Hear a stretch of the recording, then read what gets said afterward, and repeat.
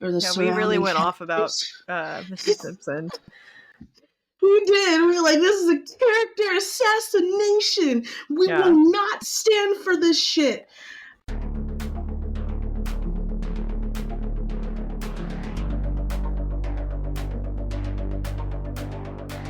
Whatever it takes, whatever it takes.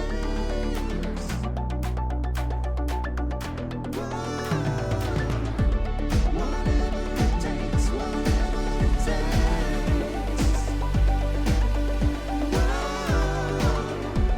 Whatever it takes, whatever it takes.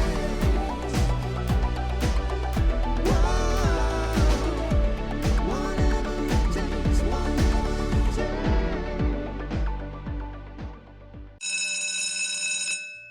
Hello and welcome to the 9th episode of the 5th season of your mom's Pahdcast, the only podcast that's worth walking out on a date with one of Degrassi's coolest girls. I'm Avis. I'm Caroline. And today we are joined by Eevee Pacini, host of Degrassi Schools In, to discuss Degrassi Season 5, Episodes 11 and 12, Lexicon of Love, Parts 1 and 2. Hi, Eevee. Hi. Welcome back. I just welcomed myself back. I was like, welcome back. Welcome. Yeah, I did. You're like waiting. You're like, are you gonna welcome me? I'm gonna welcome myself. I was going with the script in my brain, and I was like, all right, this is my line, right? Welcome, Eevee.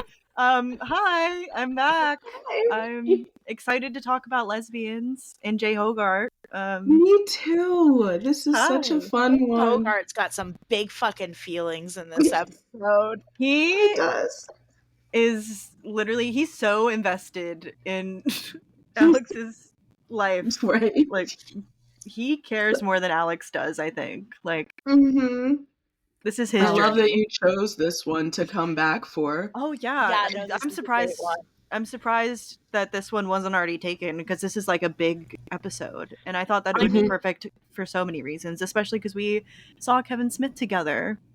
The man, the myth, the legend. The man, Right? the myth, the legend. He dresses the same, guys. He looks just that man like is this. consistent. Just right. The consistency is astounding. It was cool to meet him together. And because like one of the things we do at the beginning of every season is kind of sit down and say, hey, we have these episodes that are requested, and what are we going to kind of do about that? And I think that we were just like, this was going to be a fun one to talk about with you. I don't think we had to. I think maybe we had other people who had requested it, but it wasn't their top one. Mm-hmm. This was your top one. I think this was the only one that I think that's right. So. This might have been, you're like, if it's not Lexicon of Love, count me out for season 5. See you in season 6. Season 5 is not, I think it's a good season, but there are less like standout episodes to me. Instead, like, this is really the standout episode, so I'm glad that I could get it. Yeah.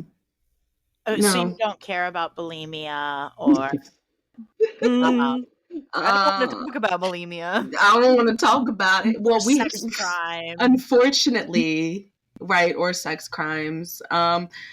Well, I guess above that, I guess that it was to discuss sex crimes. It was right. So you were like, let me just Pages take in a it better down place a notch. now.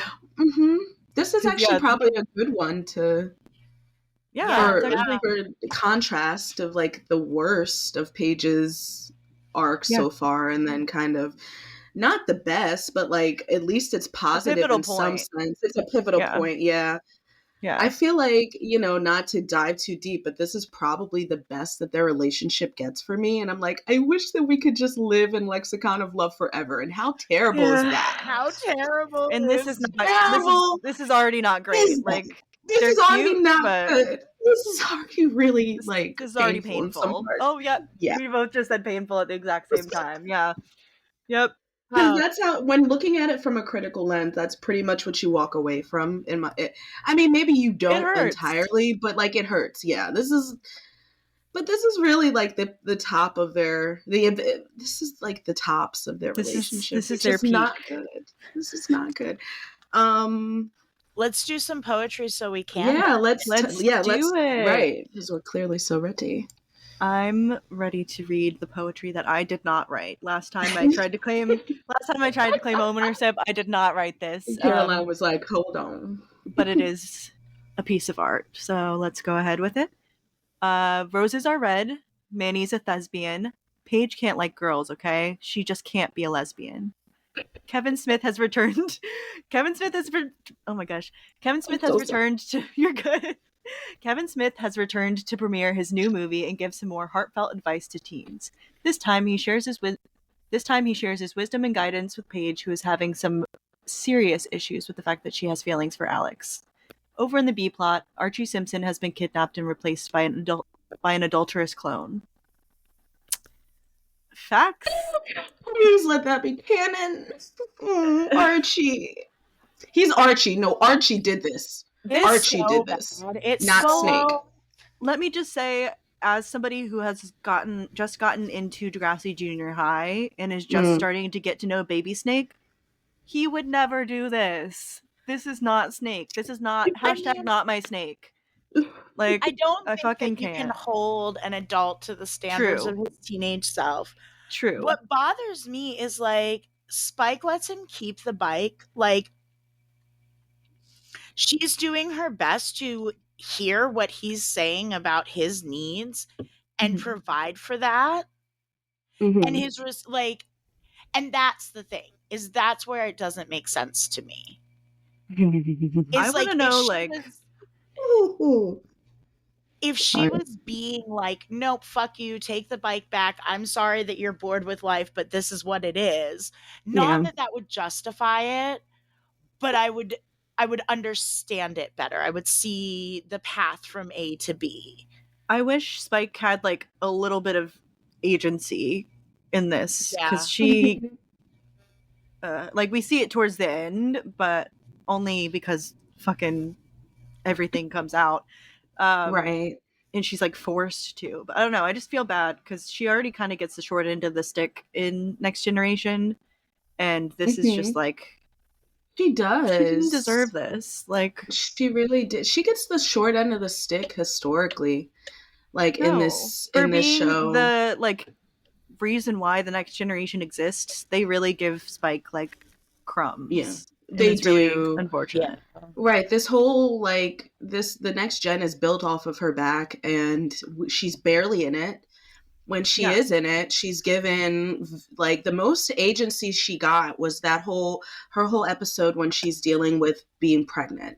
White Wedding. Like, that feels like the most agency Spike gets. Literally anytime we hear about Spike, it's baby Jack is sick. Yeah. Literally, we actually get more shots of that little boy fucking with his sippy cup than we really get of that little boy could be sick 360 days of the year. Eevee don't give a fuck. I don't. Get him the fuck off. I don't care. Hard stance against tomato. Ooh, tomato. These kids, what is with these kids? Because I don't fuck with Isabella either, and she gonna be taking up screen time soon enough. Gonna be hating on that little girl. I don't fuck with Jack. It's like Jack is like the root of all evil. Nothing good has happened. Wait. Is it kind of like, minus the decapitation, spoiler alert, is it kind of like how like the sister in Hereditary is supposed to be the vessel for the demon, but then the brother is the one who has to fulfill the prophecy? Have you seen Hereditary, Eevee? Okay, that's key here. I'm like, decapitation. And while that is a spoiler, it happens quite literally in the first 20 minutes. It's okay. So, I'm not worried about spoilers. You spend the rest of the movie so shocked that you're not actually sure. You're not really good, or if you're just shocked. You're just fucking shell shocked and traumatized. Yeah, you're just trauma bonded to the movie now. What'd you say? Or you're just trauma bonded to the movie. A little bit, dude. That's kind of how it feels. Yeah. That's kind of, Jack kind of might fit into that. It's like everything that happens now. I don't care. Get him out. They replace him with Connor. Yeah, they do. I mean, what a swap. Snake is like certain choices that get made that I'm just like, I have to wonder, because every show that's long running is going to have continuity errors and whatever, like, fine. Mhm. But shows are supposed to have like a show Bible. Yeah. Mm-hmm. It's weird that Spike and Snake's kid has just disappeared. Mm-hmm. Well, And there it's is especially weird that they have this other teenager in their house. when Zoe Rivas comes in, Snake makes a mention of Jack. He says like, "Oh, Jack loves West." He's like, "Oh, my son loves West Drive" or something like that. So he is canonically mentioned later He's on, there, but like, yeah. It's like how but Spike isn't it felt there, like, but she's there. that's not good enough. No, I agree. It's not. It's like, You but know, they or stopped showing Spike after a time, and we're just expected to believe that she's there, but she's off screen. Yeah. And Spinner's dad is another one of those that really bothers me. Well, Because yeah, literally, he had he a was dad. there. Yeah, and then And then it's canon that like his dad died painfully and I like slowly the of theory cancer. that like over the summer of I don't know what seasons was it between like season 2 and 3 or something like that that his dad died over the summer, and then all the stuff maybe it's between season 3 and 4, I forget, but there I've seen like a theory of maybe his dad died over the summer, and then like all the stuff happened with Rick and all that kind of With stuff. Rick and like, all that. yeah, Which would give fuel to why he was so like acting out, yeah.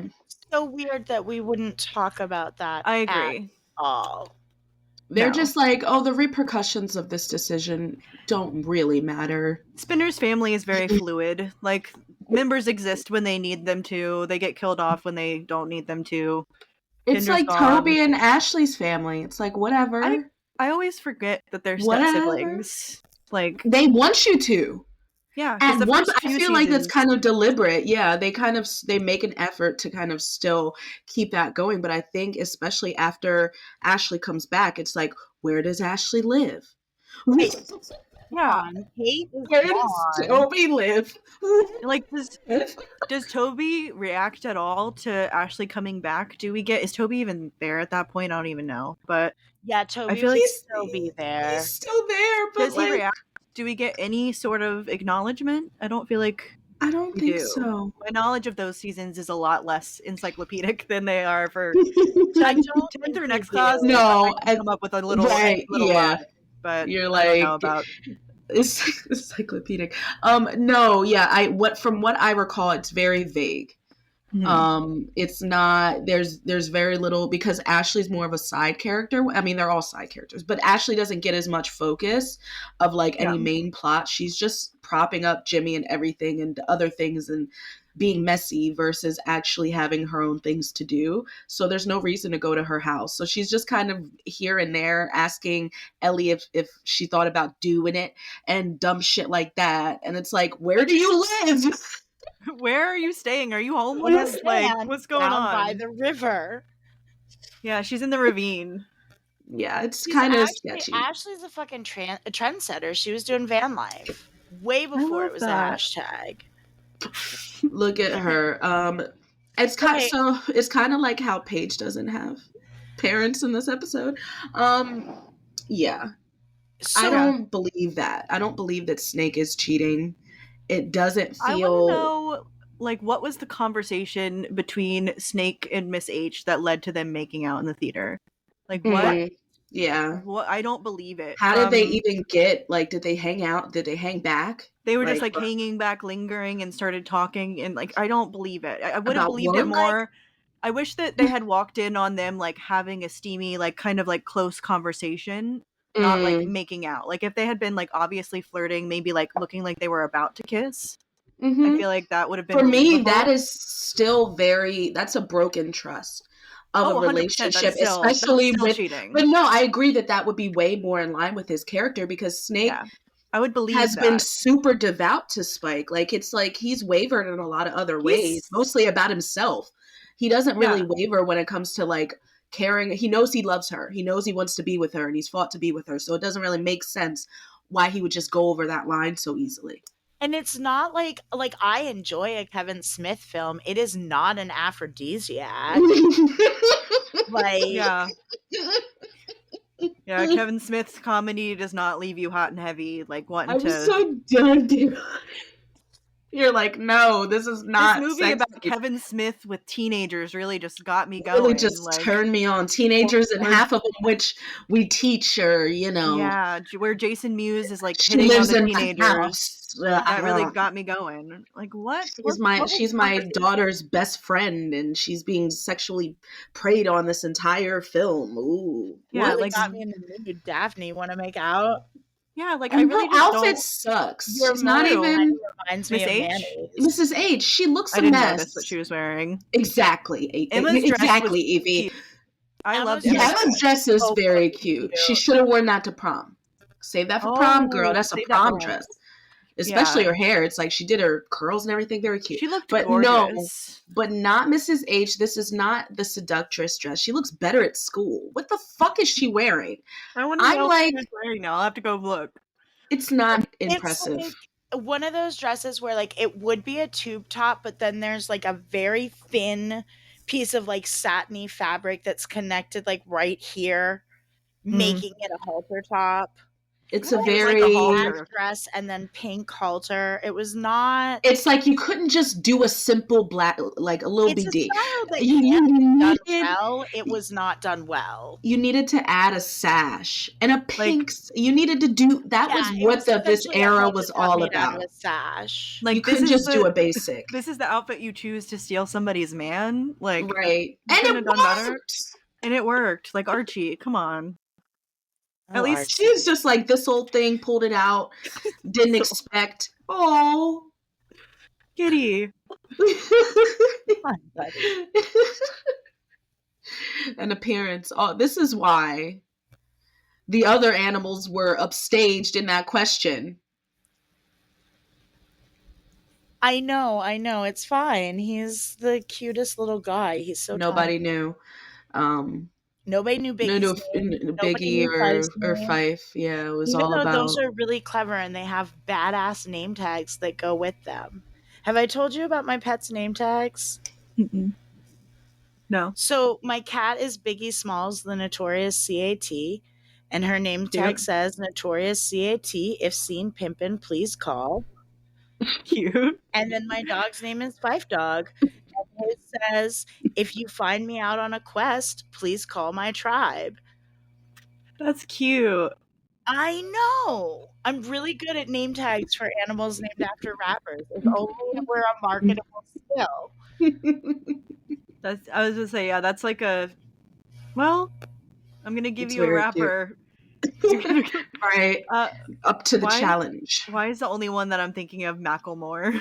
I can't do it on the Sorry. spot. Fuck, man. Eevee. Macklemore is barely a rapper. Yeah, that's like you could have said Mac Miller if you were gonna go Max and White. Okay. But Okay, but it's the fact that Macklemore himself has admitted that he's barely a rapper. To quote my mom, anytime Macklemore is mentioned, even though she kind of likes him, more like Wacklemore, am I right? That's a Oh my bird. gosh. I He heard said that in your something mom's like that. voice. I love you, Amy. I love you, Miss We Amy. had so much fun last weekend. I love that you guys all got together. It's so cute. I saw the selfie that you guys took. It was really sweet. We meant to do so many more things, but we were just What I like, realized on the ride home is, you know how my mom wanted to do the Siegfried and Joy thing, the really bad magic trick? We could have done it with the fucking banner. we could have done it with the fucking banner. That would have been, I'm going to bring it again. We're going to figure it out. We're just going to have to figure it out. Dear We've mom, already go on vacation again. Okay, Yes. thanks, bye. Right. Make it happen, you adultier adults with the money. Figure it out. In 2 months. You do have it. My mom's birthday is in 4 days. Miss Bev. Mm-hmm. We're 20 years apart, so she's getting older, and I don't like it, but so am I guess. Anyway, time. I just all implode before we have to Yeah. leave our parents. No. This has been Existentialism Corner, but so we're all gonna die. We're all gonna fucking die. My issue is, so this is the one-parter, or the first part of the two-parter with Emma discovering while she's doing some sneak shit. Yeah, and I that feel her like dad's doing some sneak shit. Yeah, I feel like the purpose of the snake thing is to like draw a parallel between the Emma and Peter thing. But like, Right. don't assassinate Snake's character for that. Like, please don't. Thank you, Eevee, because that's literally we get the one line of, "Didn't you ever do something with somebody you wasn't supposed to be doing? Somebody what you're not supposed to be with?" but not like making out with your fucking like boss. That's not a good parallel. And No. the fact that he tries to gaslight her, like she would not be sobbing in the kitchen about seeing you guys talking in the movie theater, and you know that. No, that like pissed me off that he literally was like, "Oh no, we were just talking." Like, don't fucking lie. Like, well, and like I don't like Avis, that he I feel lies because like- it doesn't feel like their relationship. no, he worked so He's hard been to like so earn her trust. Right, to his detriment a lot of the time. Like, Yeah. he's getting like, she is once again in their fucking business. Though I can't tell you how much as a kid I desired not to be in my parents' business. I was like, I don't want to be in your business. I don't want to be in between you guys. I don't want to know shit. She wants to protect her mom though, because I feel like she was really hesitant to let him in. To even let them be a family. She remembers them not being a family. And yeah, I mean, it sucks that he proved her right because it didn't seem like that. It did not seem like he was the kind of guy that was going to do that. And I think the show really, and I mean, I don't know that I thought about it before, but if this is all in the name of creating a parallel between Emma and Peter, yeah, and Mrs. H and Snake, then that shit is dumb. Write better. Yeah. Do better, okay? And you like don't have to assassinate the character of a character. I don't believe this. I don't believe it. No, and like I said, if it was like a flirty conversation, even have like her like putting her hand on his like shoulder or his collar or whatever, like getting way too close, but not crossing that line. Or like Emma finding some like messages between them or something like that got a little flirty or something. Like the physical boundary seems way too far, and then to gaslight her about it also just seems so out of character for Snake. I think we're supposed to believe because like they do get a little flirty when he comes in and about the bike. Yeah. She was like validating him when he's feeling insecure, but like that doesn't lead to making out that quickly with your fucking boss. Right, and it's not like, I mean, to your point, Caroline, it's not like he's not getting that affirmation from Spike. Spike's not, I mean, well, she's not like rejecting him wanting this. Spike is like entertaining his whimsy. Yeah, she's trying. She's trying. Like, ooh, it's not like, ooh, my wife's being a fucking bitch and I'm gonna make out with, like, that's not the situation. She's doing her best. Like, she's being a good wife. Not that, like, not that anybody deserves to get cheated on, like, whatever, but, like, she's literally not doing anything to not fulfill his needs. So there's no excuse. So you think it needs to be that, oh, you're hot in your bike. Yeah. For him, that's what he's looking for? Yeah. Okay. It's a midlife crisis. I think some of it is the death-defying nature, but it is also the, like, you want women to find it impressive. And I'm sure that Spike is kind of like... You want women to find it impressive. Like, she's supportive, but she's kind of also like, oh, look, you're Mr. Bulletproof or whatever dumb Spike thing that she gets to say. I think, I was going to say, I feel like because he, like, now has a child and, like, has this whole, like, 2 children now and has this whole, like, nuclear life, it is...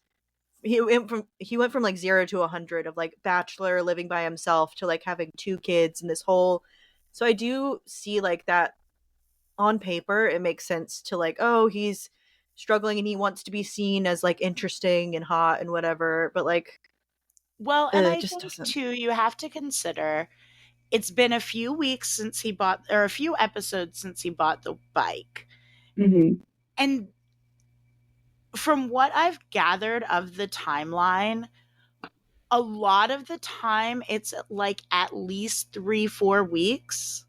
Yeah, between storylines. Episode. Yeah.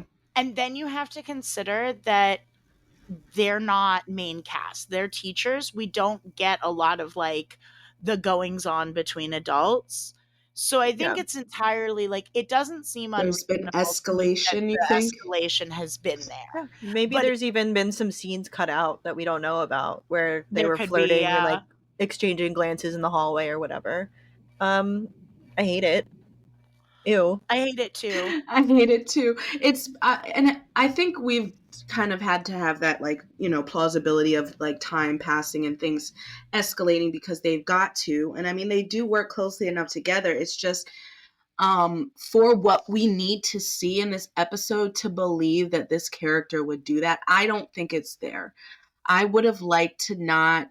And I mean, I know that there's been that classical argument that, like, if you're going to cheat on somebody, having meaningless physical interactions is probably the best way to go about it. And I'm not going to be the one to be like, oh, it's preferential to have this kind of cheating. It's preferential to have this kind of cheating, because all cheating sucks.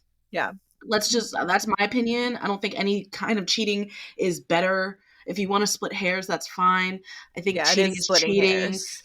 But I don't think that he would cross the line so, like, decisively. Yeah, like have her put her like hand on his leg or something like that. That would be, yeah, that's enough like, of a betrayal for me, and I think that's enough of a betrayal for Emma. And her reaction, the fact that she did not go home and blow up his shit right then and there is growth. Because the way that season one Emma would have had her pipsqueak chipmunk ass up that you know, like telling her mom singing, like, it is growth that she's just hurt.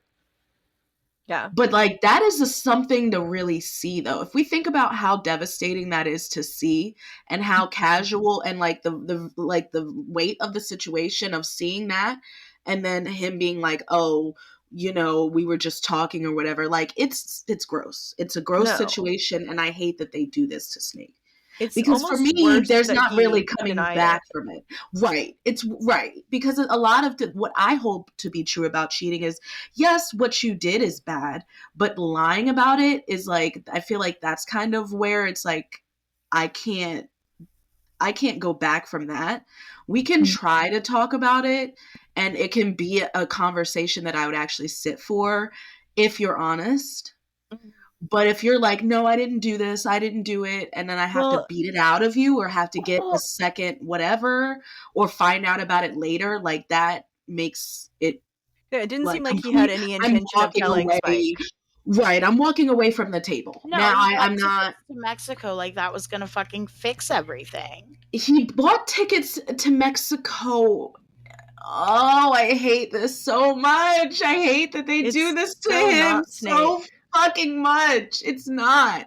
This is more Joey than it is Snake. Yeah. And I would still be like, Joey, you good? You good, bro? We would still be talking about Joey and be like, what the fuck, Joey? Like, what the fuck, Joey? Like, you're a shitbag. Yeah. But this is a new level. So the fact that it's Snake, the guy who's like historically always struggled to do the right thing, struggled with what his role in things were, like the fact that he does no struggle here. We see it all from Emma's point of view, and then we get the doubling down, and we get the shady shit of like selling your bike, which is why you even had the opening to make out with this lady. Yeah. And then like trying to get like your family back by doing a whole big trip. Oh my gosh, I hate it so fucking much. It's nasty. I am bummed that Manny didn't get her trip to Mexico though. Manny would have thrived. She would have had such a good time. The outfits Manny would have curated. Oh my gosh. Oh yeah. We should be sad for Manny not being able to. Yeah, mourning Manny's Mexico trip. But other than that. Because this is such an assassination of Snake's character. And it's like, obviously it's not the end of the relationship with him and Spike. But it's like, it is in a way. Because this is the end of like the carefree, like the way now we were. That's always going to be in their past. Like that's always going to be something that Spike's gonna hold with her, and that sucks. They had a really good relationship. Like they had a really good story. Solid, and now it's just tainted.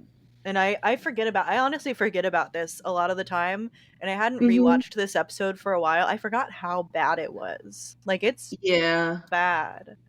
Like, I obviously knew that this happened, but like, it's bad. It's like, bad. They've clearly been sitting there for a minute, and it's so brazen too, right? Because it's like they have been sitting there, body, including both of your teenage children.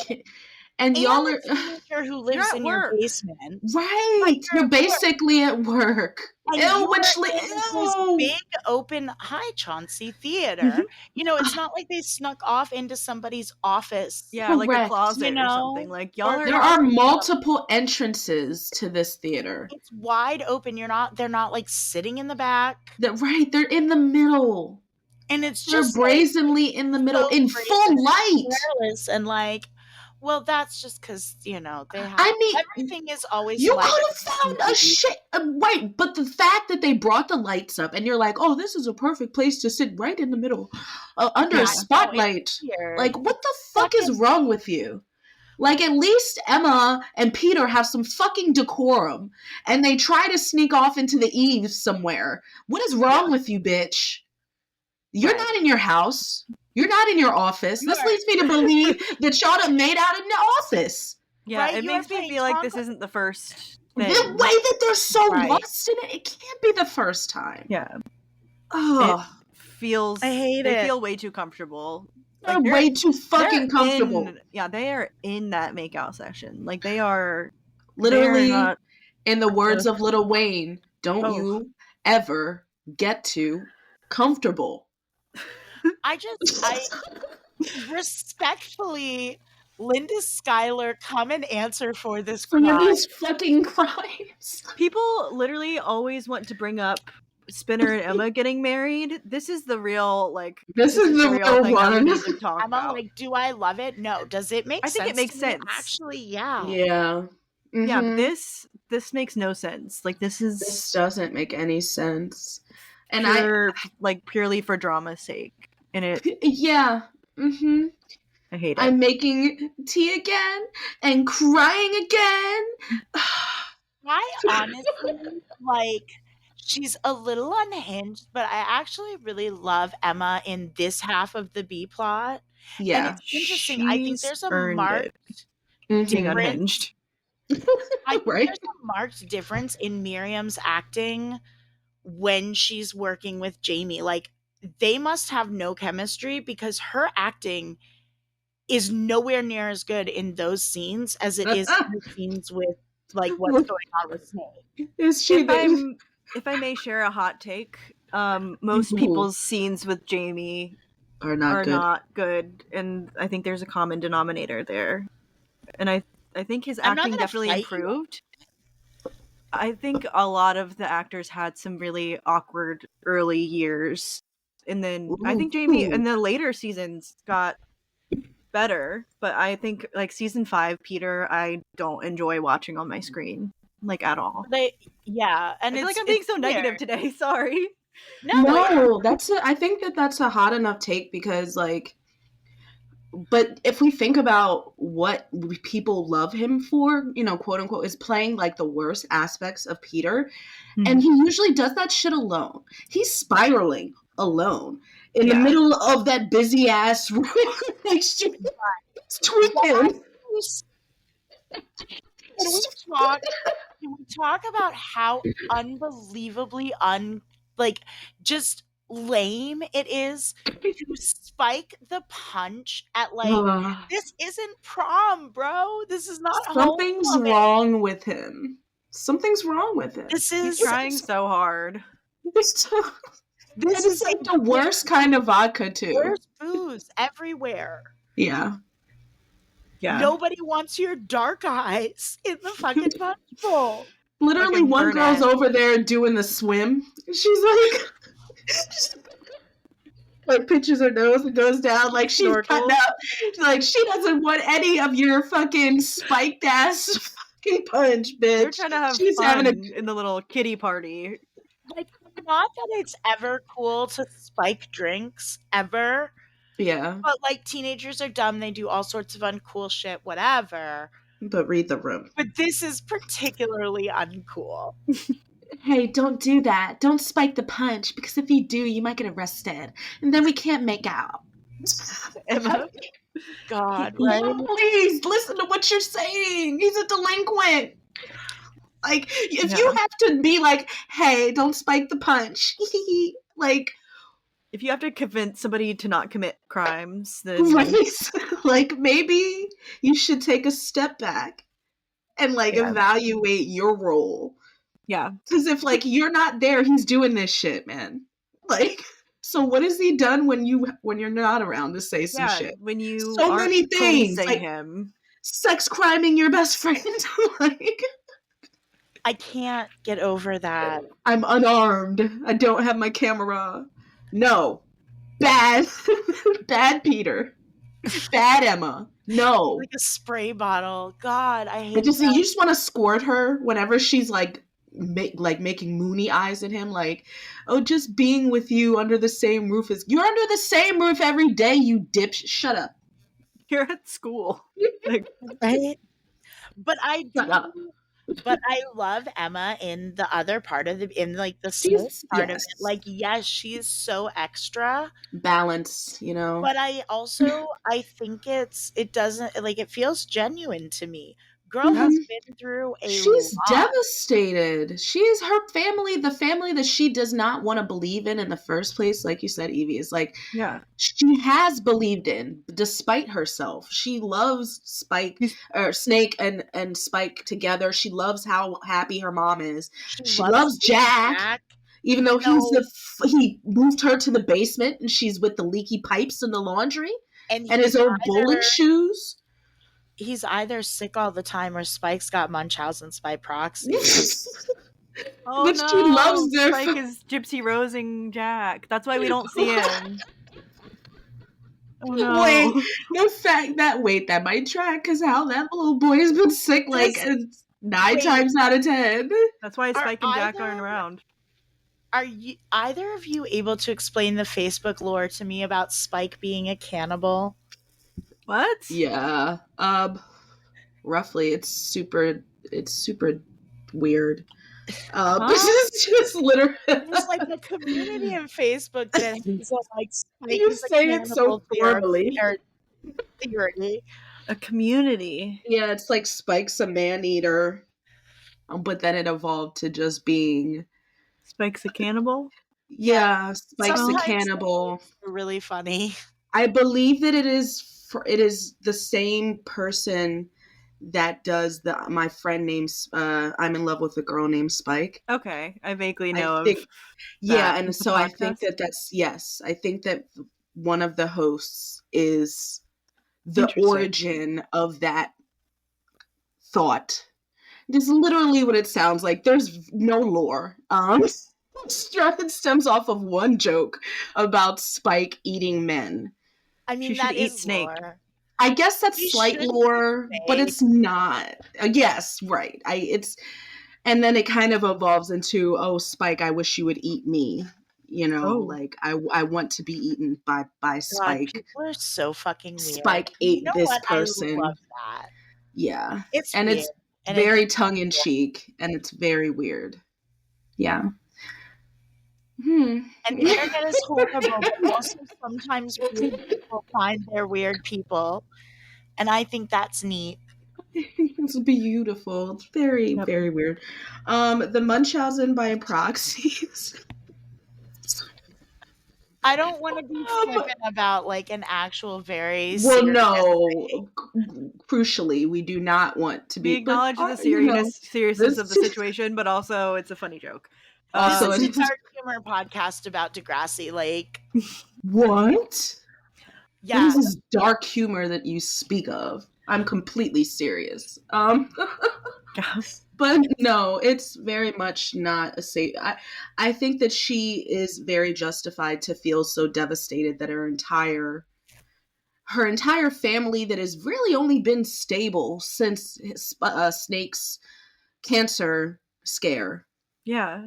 Because that fucking upended everything and was a huge upheaval in their family, especially because, like, he was feeling like, I just had this whole family and now I'm gonna die. Well, it's Emma's had like a shit like 2 years, really, right? Because she gets It's a not gonna family, get better.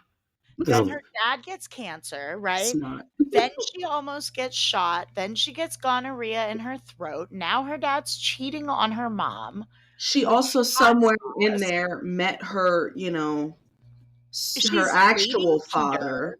She her met her biological actual father. Like, Learn that whole hullabaloo. She's dating Peter for some reason because she That's likes trauma pain. in and of itself. That's yeah. ugh. A lot's been going on for her, and I get why she's so fucking just defeated.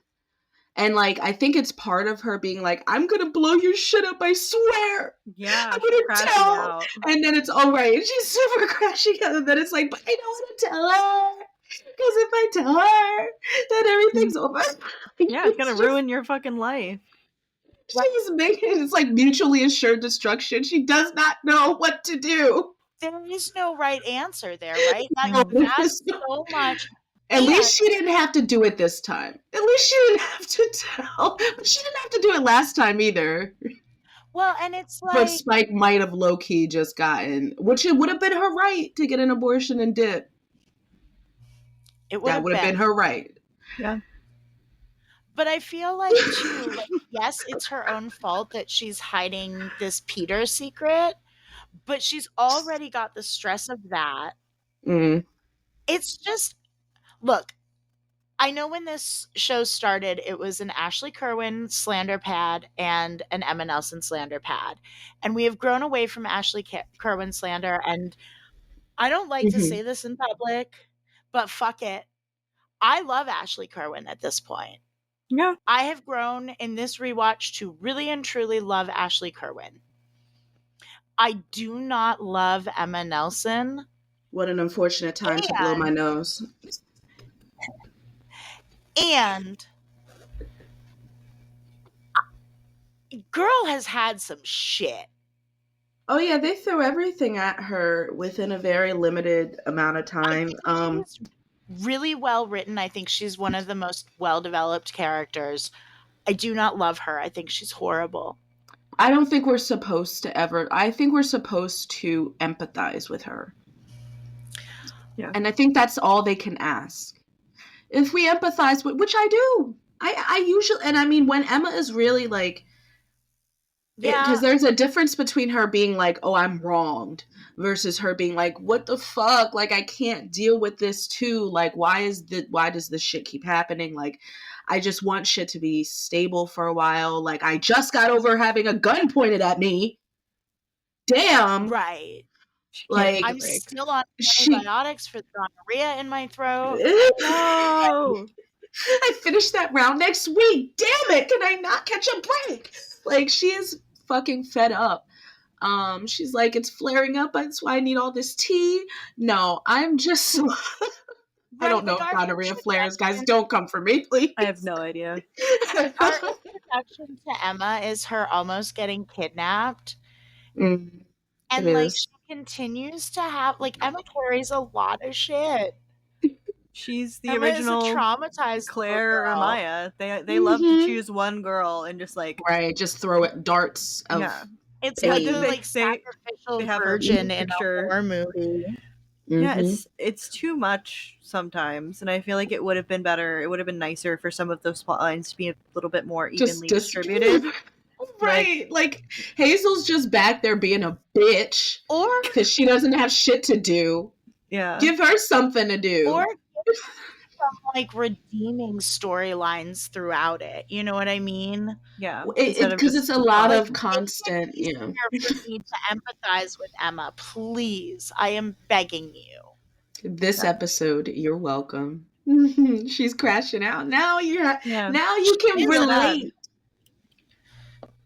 Except I feel that so she's bad. also still sneaking around with the guy who sex crimed her bestie. It's fine. They don't want us to think about that part. They're like, but isn't she valid? Because like, at least she's not a home wrecker. A home will be wrecked though if Manny finds out about this shit. Manny's gonna flip a table. Or Yeah, like bully Manny into being okay with it. that's no. I feel very much so that this is kind of like our time to empathize with Emma, and that is literally why we're not. That's all the bad that we get prior to this. It's like the shooting. We're supposed to feel bad for her then, even though she's like a bitch leading up to the shooting. Then it's a reset. And then she starts, racking up things. She's terrible to Manny and Venus. She's terrible to Manny following Venus. And then starts hooking up with the dude who sex crimes. So, like, I'm sorry.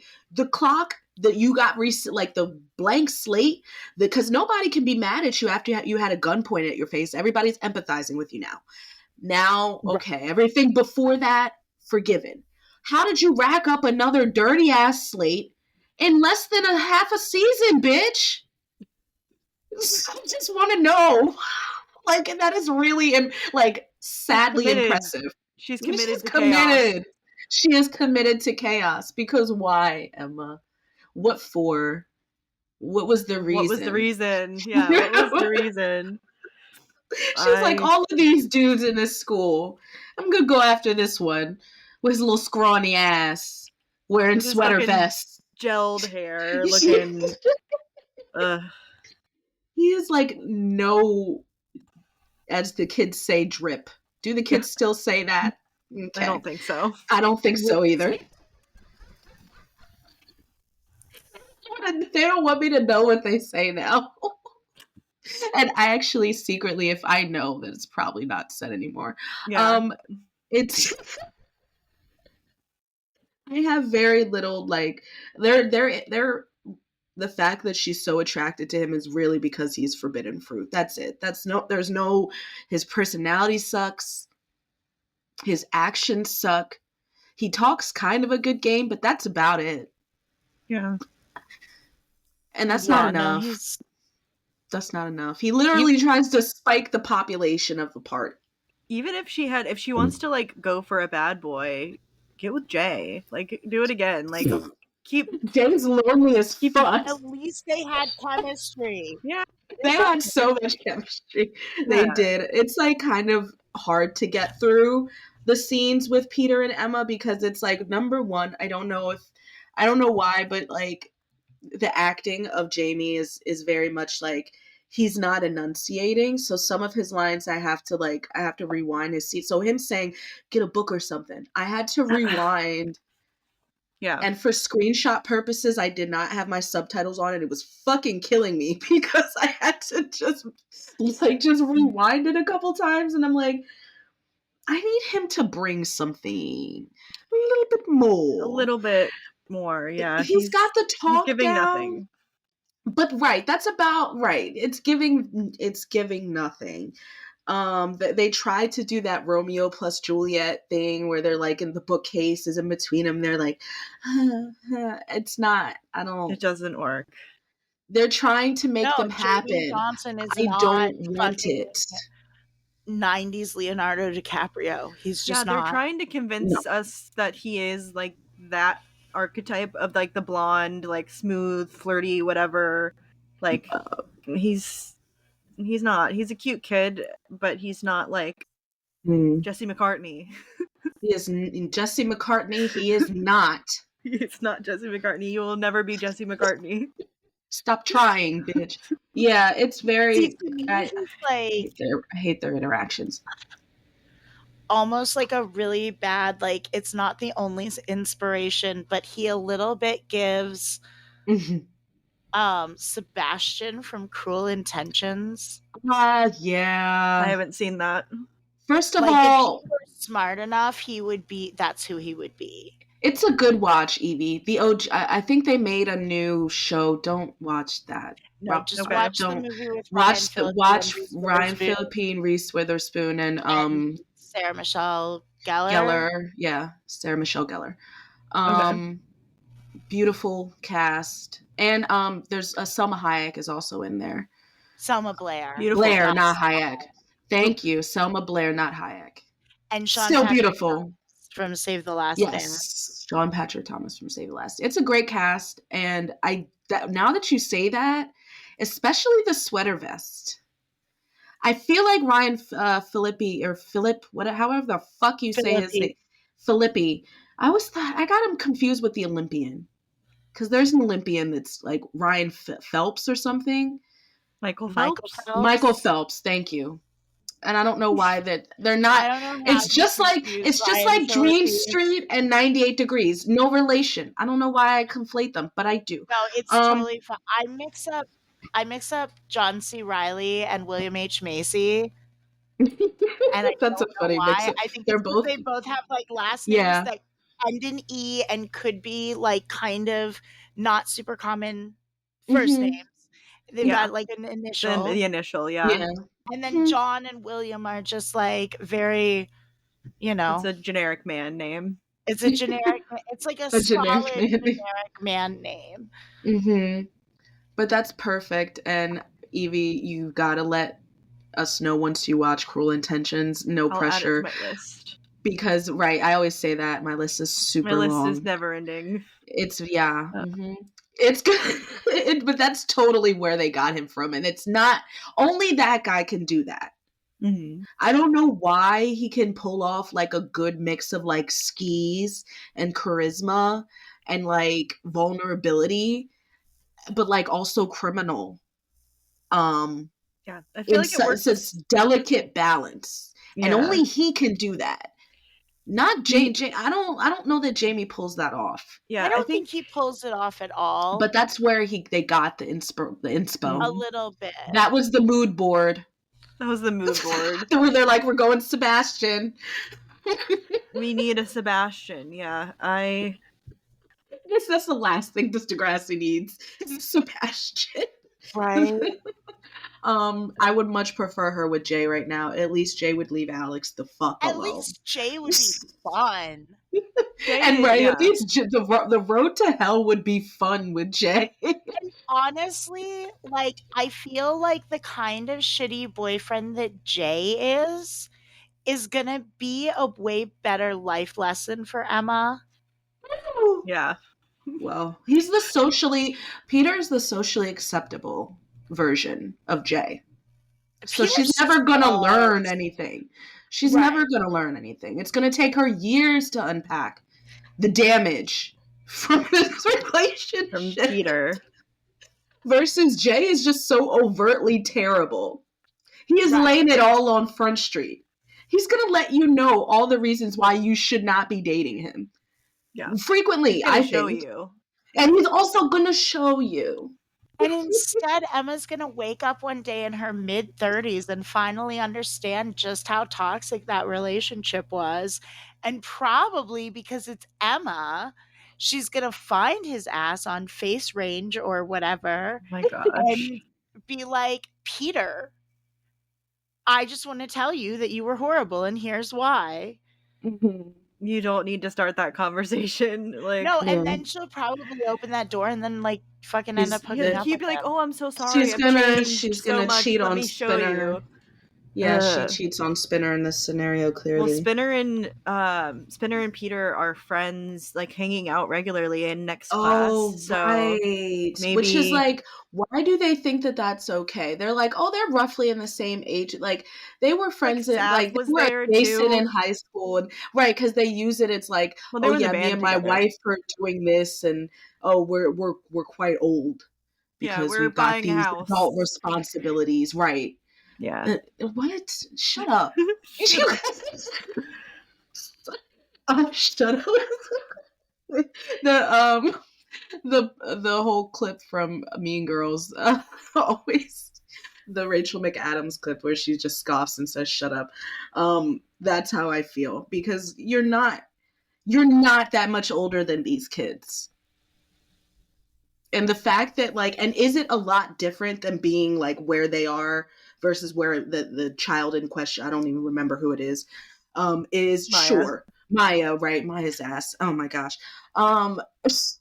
Like, Peter, stay away from Maya. Peter, stay the fuck away from. Oh my gosh, it's so bad. I forgot about that. I think I mentally repressed it. You should have. Yeah, good for your own mental health. Yeah, it's like, come on now. Why you guys are literally like, isn't it weird to you that you're in the same like fishbowl of a social circle with a literal child? If you're Right. so much older than her, like, why are you looking at her like she's weird when you're the one at a party with her? Yeah. I don't party with teenagers unless they're unless they're my friends' kids and they happen to be at the function Right. playing And over then there it's with more like a barbecue or something than it's gonna right. be. And I get dismissed to their corner of the room. Like, they go behind closed doors because we're not doing adult typey things around children. And that includes like, just, I'm not gonna be as relaxed as an adult, like playing cards, drinking beer, whatever, around children. No. And you So shouldn't look be. at yourself in the mirror, spinner. This shit is weird. Peter's weird. It's all weird. The fact that he hangs out with him in next class, I completely forgot. I don't like. Yeah. He's a weirdo. I don't like that Jay didn't bring Spinner to the party. That seems mean to me. He's found the No, yes, Lord. Spinner found the Lord. That's right. He's found the Lord and he's praying with Darcy right now for his eternal soul. Jay has so many fucking feelings this episode. He really does. Jay I is forgot so that the involved. episode starts with him making a beeline toward Alex, like with the tickets in hand, like, I'm going to go ask her. Like, he is Right. in his feelings. And she is just like, I am on my lesbian cloud of happiness. You can fuck I'm right hanging off. out with Paige. We're having fun.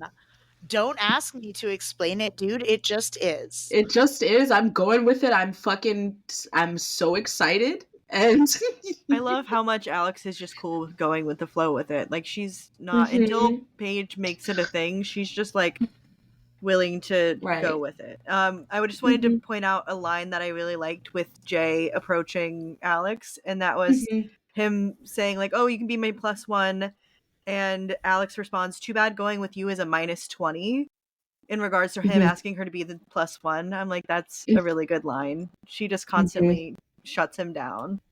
This Yes. episode. Yes. This episode has so many good lines. I almost only wrote down lines as my notes. It's such a good like line worth. Yeah, my shots fired is like a My hand. shots fired is so It's many. pretty good. I feel like my fashion is. I've been renewed by the fashion this episode because it's been very lackluster. But I have one 20 thing, shots fired. I did not number mine today, but I think I probably have around that too. One thing I really don't like is at the very top of the episode how happy Alex is and how fucking angry Hazel is. Just as a default, like, Hazel can't be happy because Paige isn't happy by Hazel's side. Paige is happy by Alex's side. And even though Paige is still choosing Hazel over Alex, it's not enough. Like, Hazel's got to shit on her. And she doesn't. That's my issue, is that she doesn't even shit on Alex to Alex. She shits on Alex to Paige. Because that's their language. Like, they shit on each other. They shit on people together. And it's like, okay, we're still better than her. Like, whatever, blah, blah, blah. And I hate that I mean, I know someone's got to do it, but I hate that they give Hazel the most undesirable things to do when she does not really get much to do anyway. And that's a big reason why people hate her. Right. Yeah. There are so many polls, like, who would you write out of this show? And she's nearly always at the top. Hazel. And I honestly, like, again, watching the way that we watch for this show, like, and it's a lot of, you have to look at Hazel's potential, but like, I feel like the most of what we get of genuine Hazel, which is not very much, is this like kind, loyal person. You know what I mean? All of the bitchy shit feels forced, and I don't like really it. believe it. It feels I like don't she's believe like you there. fulfilling a role rather than something that she would authentically do. And it's Yes, the fulfilling a judgmental role, shit seems more like Darcy. Not that Darcy would really be that close to Paige at this point, but like I could see Darcy saying some of the shit that yeah, Hazel like was calling her saying. skank. Like what? Yeah. Like Darcy would not be that close to Paige, but God, she had no qualms about getting so fucking mouthy with her. True. Yeah, I guess it wouldn't have mattered if Darcy was close because Darcy doesn't give a shit. She just will stay with him. She basically walked over to Paige and was like, "So, did you do your job? Because it seems like you didn't, and you're gonna fucking suck." Yeah. That's what she's gutting for, like Paige's stop. job. Yeah, which I mean, she kind of gets it. So it's very much like there's a hierarchy, and Alex is never going to be. And even though Hazel is just the de facto next in line, because she's really not, personality wise, she is just whatever they need her to be. We have said this. She's whatever they need her to be. This week, she needs to be the reinforcement of the heteronormativity of Paige, because Paige is the queen bee, and the queen bee cannot be gay. I feel like Hazel would be supportive of Paige, like wanting her to be happy and exploring her being like comfortable, especially post Matt. Yeah, like she just had that bullshit with Matt. It's funny too, right? Because Oleander. it's almost like, fuck him. Sorry, I No, hate calling fuck him. him. I hate that they Oleander. normalize calling him Matt, though. Yeah, no. Like, he's not a person, he's a teacher. He is not their peer, he's a teacher. yeah, he's not a person, he's a predator. But anyway. Yes, he's not a person, he's a predator. But it's like when that scene with Jay starts, it's almost like true Hazel is trying to break through, because at first it's like, I'm not interested in whatever bullshit you're selling. Like, I don't care. Right. And then he's like, don't you think eventually people will get to whispering about how you guys probably like bumped uglies? And then she's like, oh, no, you did not. The record scratch, like, no one's gonna call me gay. I'll do something about this. Like, what? Yeah, that doesn't feel true to Hazel. It doesn't feel true to Hazel. She wouldn't give a fuck. She'd be like, okay. I don't think she would care. She's like, I know what, like, she's my best friend. I'm not gay. I know I'm not gay. Her thing would be like, why didn't you tell me you're gay, dude? You turned gay and you didn't tell me? Yeah. I think, that rings, like, that feels true. Like, you just turned gay and didn't tell me. Right, like, became why a lesbian. From Jay like, what the fuck? Yeah, right. Like, I heard this from Jay. Like, did he see? And I mean, I think some of it rings true about how she doesn't understand why Paige hangs out with Alex, and she may well not.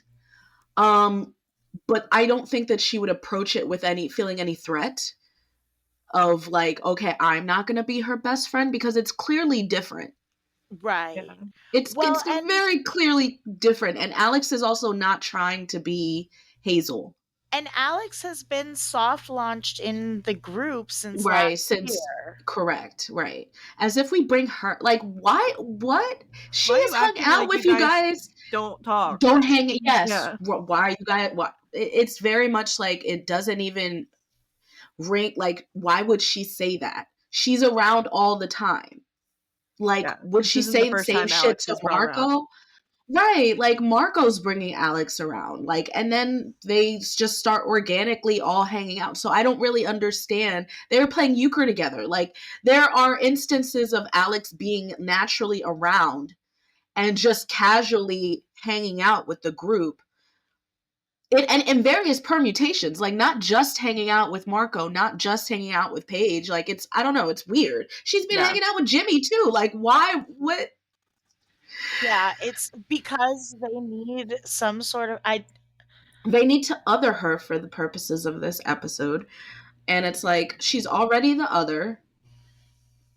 She's not trying to not be. It's not like she's, assimilated into the group and like now she's dressed like you guys and she's like talking like you guys. She has made it clear that like she is different from y'all. She just happens to hang out with you guys now. Right. Yeah. Like, you guys are not necessarily. You've bridged that gap, and you're like, oh, Alex is funny. Bridge the gap. interesting things to say, and like, yeah, she's not going to go to the mall with us probably, but that's fine.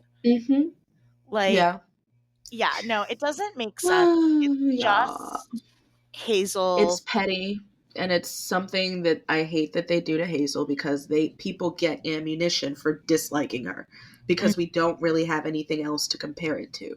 The last episode that she had where we even followed her was fucking when she was pretending to be Jamaican. That's not relatable. No, we get one episode with her and that's it, and then we never get and then she's just supporting, and like Paige is like supposed to shit on her because, oh, you're skankifying my friend, and like, you know, they're just not, it's not a strong basis for anybody's motivation. Nobody, especially what we know of Hazel, Hazel's not motivated by this, by snark. Like, I don't even think she would feel threatened, because it's clear that Paige is going through like kind of a time where she is not sure what she's doing. She's just exploring. She's having fun. What feels good is what feels good. And she's having a good time with Alex. Like, I don't think that any real friend like Hazel's proven to be would like shit on the situation like she is shown to have shit on the situation. Especially not outing her, or, you know, like outing the situation in front of all of the Power Squad. Like, what are they called at this point? Whatever they are. Spirit Squad. I think they're still Spirit Squad. Yeah. No, it's not. It didn't feel like Hazel. And I understand that they needed the conflict to push the story forward, but yeah, I feel like Hazel would just be like, oh, like, I'm happy for you. I hope you're okay. I think she would definitely be a little bit like, be careful with Alex. Be good. Like, don't wary. Yeah, because I believe that she would be like, okay, she's new to our group. We know her, but we don't really know her. Like, she still hangs around with Jay. Like, just even her kind of like being like, oh, she's not like from the best area or something like that. Like, kind of implying that it's because she's not. Hazel, you're from Somalia. Yeah. Okay, but we can talk about how they make Alex's apartment so dingy, it's dark. Like, okay, poor people don't open their blinds. They can't afford lights. They don't open their blinds. They only buy beer. They don't pay their They only buy beer. There's no water. Yeah. She only has flip-flops and boots. There's just not, I'm like, okay, why is her house depicted, like, why is her apartment depicted like this? Even at the end, she's like, oh, I was gonna ring the doorbell, and Alex like, we don't have one, welcome to my life. Like, what? Is that she thing? Literally, is that right? I guess a bell is an indicator of like wealth. Yeah. I guess. Question mark. Are doorbells a rich people thing? I guess. I mean, they are more of a house than an apartment thing. Yeah. I mean, I think there would still be like a buzzer. Something. Yeah. I think most apartments have call buttons. Probably a buzzer down at the bottom, but Paige has been waiting outside. She's just walked up. Door, no and there security. might not be a buzzer. Yeah. I've lived in plenty of apartments that didn't have buzzers. Although they weren't big buildings like what the exterior plots lead us to. Like high-rise type vibes. I mean, I think just running through the halls. Literally. Yeah. I feel like Paige could be like, she needed to be maybe a little, like, her bubble needed to be bursted about Alex's living situation. It's like she didn't listen to anything that happened. And I think that was a point that I made about how, oh, she's like, well, I guess that's two of us that are scared. When Alex is like very openly telling her, I feel like the only jobs I can get are jobs like these because of the living situation that I'm in, because I don't know if I'm going to be able to stay in in my house, or if I'm at a shelter tonight. Like, this is my reality. I don't have stability and I don't control my life. And Paige is like, oh, I'm scared too. Bitch, this is two different types of things. And it's similar to how she like acts in this episode, is she does not think about anything Alex told her about how she has a household that is abusive, and that she's just not clocked in. I think that up until she sees it, and even after she sees it, like Paige can't really conceptualize it. Yes. Because, like, yes, Paige has trauma, but Paige doesn't have that kind of trauma of, like, my entire life, I have not felt secure Yeah, in like my an unstable home, household. in Right. my, like, Right. like, she doesn't know that.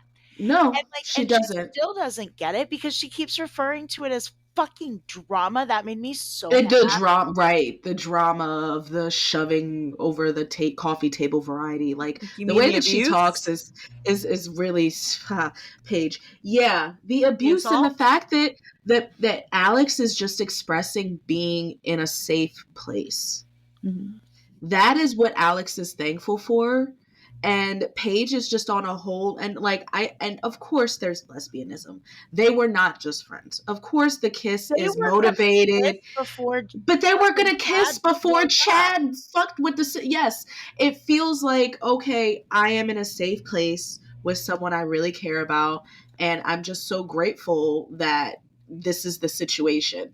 And it's not like I feel for Alex that she really doesn't get that too much longer. Like she does not have the stability in Paige because Paige is figuring her shit out to be like, okay, the safety of being in your space, because she's so like, oh my gosh, I'm gay, or I might not be gay, I might be gay, I don't know. There's a girl in my bed, Alex. I hope they find Good each other impression. again in their 30s. Like, I hope that right now they They're are together. have Or reconnected, yeah. are Maybe either in through the the paninis. process or have in yes, through the panini, they got back together, you know, Have done the work. have done the work. They're in different Live, places, yes, ready gone to through love many each other different fully. Because I think stages. Yeah. there is so much potential there. I knew it was gonna fall. It's okay, I fucked with it. And I I heard it. feel like when Jay calls Paige a skank and Alex is like, don't call her that ever. Yeah. I don't think any of the men that Paige has dated have ever been anywhere near that, like, down for her. Oh, Daddy Spinner would Alex. have Sorry. just let that happen. Wait, what did Davis say? What did you say? I said Daddy Alex. Oh yeah, Does not was call people daddy. I do not call people daddy lightly. I had thought like Alex is such a gentleman. Like She, she really is. she's like, I'm gonna walk you home. She's a white knight. Like she is a She fucking. That's why I'm like, I want to live in this episode forever.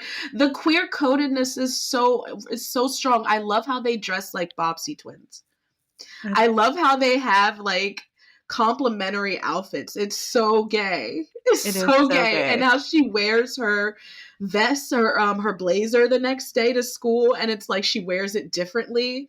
Like Yeah. how Paige is all, buttoned up in Elle Woods about it, and she's all like Gwen Stefani, like it's all slouchy, and she's got her little cuff boots. Or cuff pants and boots. It's so cute. Yeah. I'm so sad. I'm so sad that this is like the peak for me. I feel like too, like they like if they're both at their full potential in like their 30s, they would complement each other so fucking well. Yeah. Yeah. Once they have their Yes. shit Alex figured out. is not going to be threatened by what a fucking type A powerhouse Paige is. Yeah. But she's also going to help her stay grounded and like remember to chill the fuck out sometimes. Well, I feel Yes. like the problem with at the end of Alex and Paige's relationship was that Paige had direction and had something going, and Alex didn't know what she wanted to do with her life and kind of didn't know where to apply her energy. And because of that, Right. they were at a mismatch. And I think once they got older and once they both kind of found their thing, I think they would have been on really good, like an even playing field. And they would have really. Yes. That's where I feel like they always were in different places, and that's why they never like this is the only time I feel like where they were kind of meeting in the middle and both kind of like going through shit and figuring out their shit out, and that's why they're able to connect. And then from there they're gonna like grow apart again, and it sucks because I love them. They do. They grow apart and it sucks because I love the line at the party where Paige is like, "Have you ever felt drunk without drinking?" And it's Yeah. so cute, like how happy she is with her. Like she's just not worried about anything. She's not concerned about anything. She literally walks out barefoot because Alex tells her it suits her. Like when would she ever leaves do her that? shoes. She's just like, she's on city streets. She's looking for her shoes, but she doesn't really give a fuck. She's with Alex. She's fine. Alex is like, "I've got you," and she's like, I'm good." It reminds me of how I leave my brain when I'm with my girlfriend. I'm just like, "My baby's got me. I'm fine." Like I literally, she's like, "I need you to pick your brain back up just for a second because we got to talk about something, and then you can put it back down again." But you're just not clocked into things, and I'm like, that's how I am. It's how I'm like. It's nice to be able to not. When you're so like when you're an anxious person like I am, when you're always thinking and worrying or whatever, have a million things on your brain, it's nice to be able to turn it off. Yes, that's why one of the reasons why I love Paige. But it's like I relate to the feeling that she's just like, do you feel so like happy without taking anything, without smoking anything? Like you're I really just like that line. It's very sweet, and it's very much like I love the confidence Alex has in just being like, "I'm taking care of you. I'm like, I can lead She's a and be gentleman, the I'm capable telling one." you. And it's Paige can be safe with Alex and like yes, and let go in a way that she can't with anybody else. Hazel needs her to lead because Hazel only got like a third of a personality. Hazel's personality is like fucking switching with with each episode. So she's got a personality disorder. She's got something going on. She just needs Paige to fill in the gaps. Yeah. Needs her to tell her what to wear. Yeah. Oh my gosh. And yeah, everyone needs something from her, and she's won't call her on her shit. Like she needs Alex. I hope they got back together in their 30s. I really hope they did. I think they did. I can see Alex having like reluctantly become like TikTok big in the early pandemic days. For what?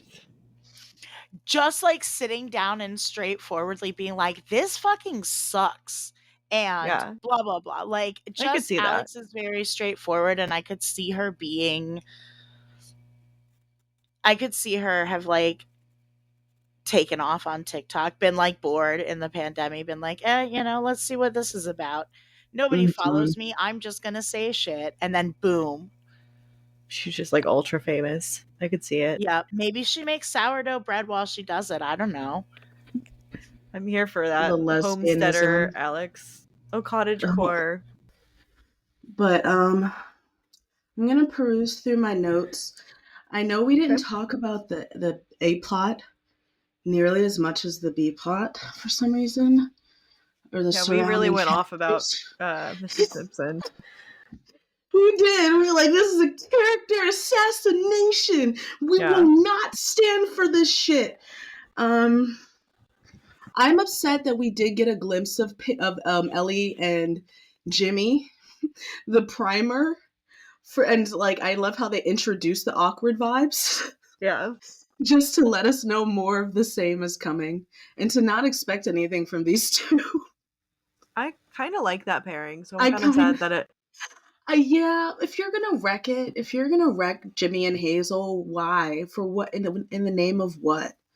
Yeah, at least have something pay off, and give Ellie like a man who actually likes her back and like wants to be with her. Right? She's like Kai. She doesn't deserve hair or love. No, she does deserve hair. She's got great hair this season. She does. I feel pretty bad for Jimmy. Although I guess he's supposed to be the dick in this situation because he drew Ellie. I don't know. But I love that there's that little sprinkling of like, hey, these two are awkward together. Don't know what she thought she saw in the other episode where they had a lot of chemistry. Yeah, And forget Ellie that. was just smiling at him and like making moony eyes. Now they fucking hate each other. Or at least Ellie hates Jimmy. Or at least they just don't have any chemistry. She just wanted to break up him and Hazel. That's all she Yeah. wanted to do. And if that is like, that's what we're supposed to take away from it, that sucks because we're just, people already don't like Ellie for valid enough reasons. And now this is another one. I tried for a whole season to give her grace, and I found it really difficult, didn't you? An Ellie Nash slanderer. Valid. It's kind of hard not to be. And I know her dad's at war and her mom's an alcoholic and she self-harms and Sean abandoned her and her fucking ferret electrocuted itself, but like, I'm gonna call that was partially her fault. That was entirely her fault. Well, yeah, she knew that he was chewing on electrical cords. I'm not going to just let something chew on electrical cords. No. It's not good for anything. Yeah. True. And I maybe stop the ferret keep your ferret contained, but like... Right, like... Or like, yeah. One of those little, like, those multicolored houses. Or, yeah, get it a gate. Cover the cord. Make an area, cover the cords. The ferret that walked, the Farrah the ferret that my family had did not. She had a cage and then she could go out in her little plastic area like the McDonald's fun zone. Yeah, ferrets I don't feel like are supposed to like free roam around. They're not fucking cats. People who like, it's not like they have constant free roam, but I've known people who are like, you get home for the afternoon and you let the ferrets out for, you know, while you're hanging out around the house, and then you put them to bed when you go to bed or before you go to bed or whatever, you know? In my household, that just would not work because of all of the exposed electrical cords that I have. Right. And I am not committed to... Don't have a ferret. Many reasons. One of many, yes. Second, probably first being we have allergies. I think ferrets are really cute. Love them. I will never own one because I know I am not a person who would be good at owning a ferret. And like, I don't want a ferret, personally. She got so emotionally attached to something she just let die. Like, you just brought that ferret forcibly into your home because Sean did not want that ferret. Just to let it chew on electrical cords? Sean's baby. No, he wasn't. No. Sean grew to love / tolerate that thing. Okay. I never saw any evidence of that.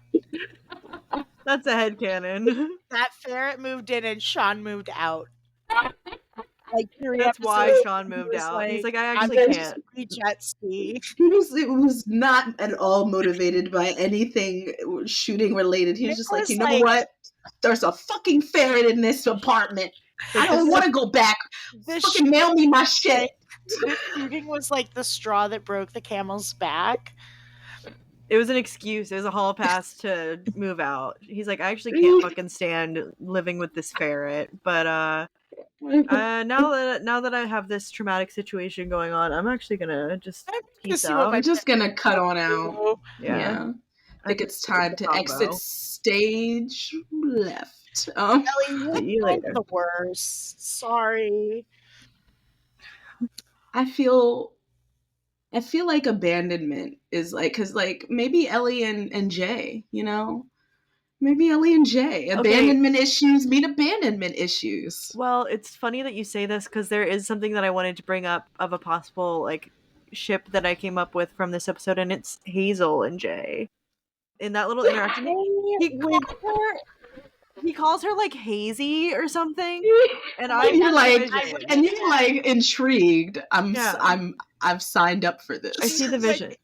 I wrote it down because it's I'm so done. A great line. She's like, "What do you want, Jay?" And he goes, "World peace, salami sub, and a chance to talk to my good friend Hazy." Yeah, that's so cute. Like I ship it. Salami sub. I want a salami sub.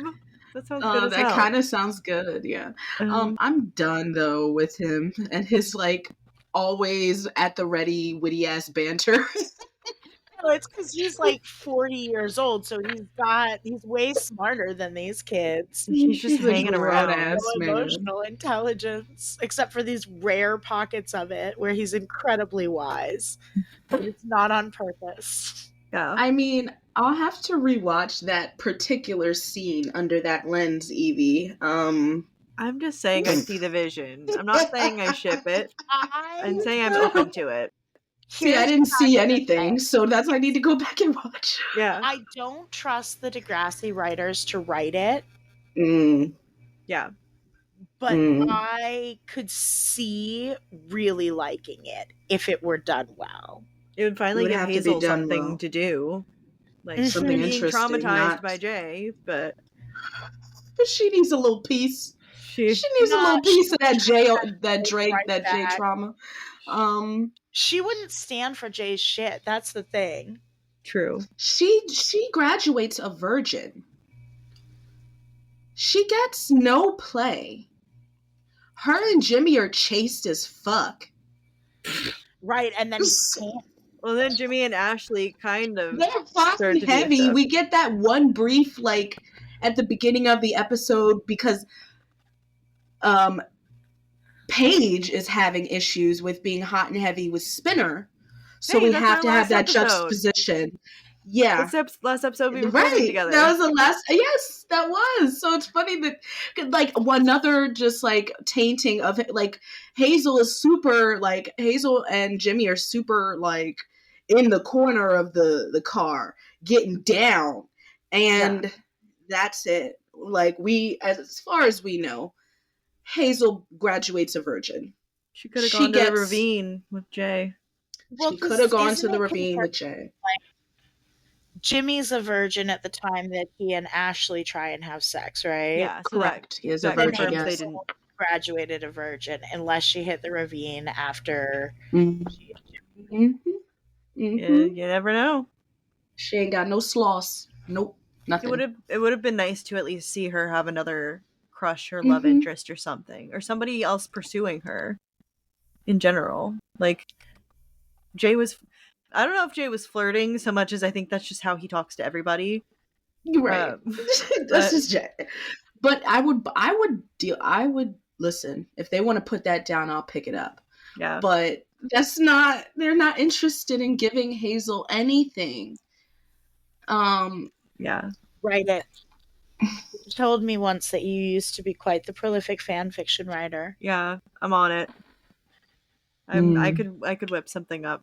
A little Jay and Hazel fan fiction. Oh, perfect. Eevee can write it. Eevee, please write this. Yeah, I used to write scandal fan fiction, among other things. So I was a Degrassi fanfic writer, but I'm a few years clean. See, Eevee's already got the repertoire. Yeah, I'm here. She's I'm already ready. walked the proverbial halls in a fanficky kind of way. I have. I'm on it. I do have if with this scads of time I know maybe I'll get on it. No, but it's definitely something I wish that I could have, is some sort of like Hazel gets her day with someone who likes her enough to like her enough. I don't know. It just seems like Jimmy and Hazel just definitely took way too long to like break them up. They didn't have chemistry past the shooting. And I think that was intentional. You are pretty and bland. Mm-hmm. And you won't buck against me like Ashley Kerwin did. You are pretty and bland. Yeah. Let's be together. I found this necklace on the roof. Yeah. No, seriously. That's the basis. You're not gonna go goth, are ya? Yeah. You done got it in ya. There's something so fucking shallow about their relationship, and I really do think it's because it started in Take On Me, and it's like, is this a real relationship or is this a troll? It feels like they just like feel like they should be together. They feel like it like makes sense because their friends they're like together and like. If any couple out of the OG Breakfast Club could have gotten together, who would you have wanted to get together? Bender and Claire, obviously. Right. Bender and Claire. I didn't give a fuck about anybody else. Not fucking Estevez and Claire. And no. Yeah, no, well, and like, here's the thing is, I think there are plenty of like high school relationships that are kind of like that. Yes. It doesn't bother me that that's what that was. It just bothers me that that's all we ever see of Hazel. That's all Hazel gets, and it's such and a crush shell on of an Marco. actual relationship. Yeah. Hazel's on the case. Yeah, if Hazel's gonna have that, then she should get afterwards like a real relationship where somebody's like really attracted to her for who she is, and like she's really attracted to them for who they are. Even if it doesn't work out, even if it's like one-sided, like just like a real authentic, because I feel like they kind of tried to do that with Jimmy and Ellie and then immediately dropped it, where they're like, oh, they're like, connecting over art, like it's something different. Like Hazel deserved a little plot line of somebody showing interest in her for like and something I would have authentic, liked it to be not Jay, just actually. appearances. Yeah, I think it would have been cool to be Jay, because you know what Jay does better than anybody else? He sees the things that you don't want people to see. Like he has an empath. He has got like a weird ability to like suss out like the least desirable traits in people and like be okay with it. Well, and like I think he could deal with desirable traits. He is the least desirable trait. So he's like, you're catty. You don't want people to think you're gay. Yeah. Like, I can deal with that. Like, I can fucking deal with that. Like, you're pretty. You're sweet when you want to be. Loyal. Despite how they sometimes make her mean, I feel like Hazel's worst traits are not that bad. She's probably one of the purest at Degrassi. And like that would be good for Jay. Like she called someone a skank once. Jay should get to like be kind of catty and witty. I love that. You just gotta ignore like the fact that he has spread disease around. Everybody does a little something, you know. He's got their, something. Their Everybody's got something. Everybody's got something, and it's gonorrhea. Yep. Yeah. It's like you gotta just, and if Hazel ever found out about Jay's role in Jimmy in the shooting, yeah. The shooting. Maybe that's a real deterrent in their love story. Yeah. That would be drama. He doesn't find out about it until like 15 years later when they're married with 2 children and a business that they built from the ground up. Oh no. That's so specific. Oh my gosh. Do you think? And she's like, and now I gotta know whether I need to walk away, Jay, forever. Spinner just casually mentions it like at dinner, and she's like, what? He told her. Yeah. He told her years ago. And she's like, wait, what? Does Emma? Oh yeah, everybody knows about Spinner's involvement, which means everybody would know about Jay's. Do they? Do they know this? Do they know? I feel like everyone. I feel like everyone just kind of like pins all the blame on Spinner. Because he fingers. Yeah. He points as what? Sorry, the way that on cop shows or the cop shows that I have watched in the past, SVU and everything, they're like, he fingered that guy. Ooh. I just feel like Jay left. I know, completely straight face. So it's like he pointed to Jay at his involvement, but I don't. And then he confesses later in that 2-parter, but I actually don't think that he really outlines. Jay was specifically Jay was the one that like Jay was worse. In fact, like Jay is the worst one in the situation. Yeah. Jay is the one who was like, no, look, there be paint and feather covered shoes. Yeah, Spinner played along with it, but it was Jay's idea. Yes, it's very much. But do you think Hazel? No, I think Hazel would still be upset. Hazel would be upset. She would be upset, but I think at that point, I mean, you got to think 15 years. Most likely Jimmy's walking. Even if Jimmy's not No, walking, joking. like, What? I think there's that Jay one is mini where Jimmy is walking. Jay is presumably a much better person. He's grown. They've grown together. They've built a Yeah. family. They've built this business from the ground up. He's her best friend. What kind of business Okay. do they have? I don't know. She's not sure. I haven't gotten that far. Just a But they do. nondescript business of some kind, of some manner. They've got An like an establishment. MLM. No, I don't No. think it's an MLM, but it could be like some middleman bullshit company. Wait, like a supplier of some kind of Yeah, like a good? supplier, like an importer, like a Curator of... yeah. No, I Hmm. think that makes sense. Hazel's gotta have something that like is an intersection of her like bougie ass taste. Yeah, she would want something and like then, fashion. and then adjacent, I Jay's feel like ability to forage and like go out into the world and do like What about like a weird car shit. dealership? They take over would- Joey's car dealership when he No, they disappears to Alberta. They would have like a like top. Because Jay's a Because if it's mechanic. Hazel, it's going to be a good But a line. mechanic Jay shop- is a mechanic. I don't know if a Maybe they mechanic shop- they restore custom like old school like cars. vintage cars. They restore vintage cars, and Hazel Okay, like I'm into designs the interior. Like Okay. talking to, have you ever seen the inside of the car where they fucked in Titanic? Like those kind of cars. Yeah, she like sources like fancy Mhm. Italian leather for the seats and shit. Mm-hmm. Boom. A car would probably take them like And project he wise. runs their That's like a social. tandem thing. They've got to like coordinate with each Do they other have about the. like a show? Yeah, like have you those, heard like, of house Phantom flipper Works? couples? It's like a Phantom Work. it doesn't really matter, but it's like a TV series. It's actually filmed like right near me, which is the only reason I know about it. It is like a car flipping show where they have like a reality show where Oh. they film the day to day of like running that sort Yeah. of shop, like restoring I old like cars. that. Oh, my I feel like they husband. could have Yeah. like a reality My husband show. doesn't watch that. He would. Well, show it to him. Phantom Wars. Phantom Works.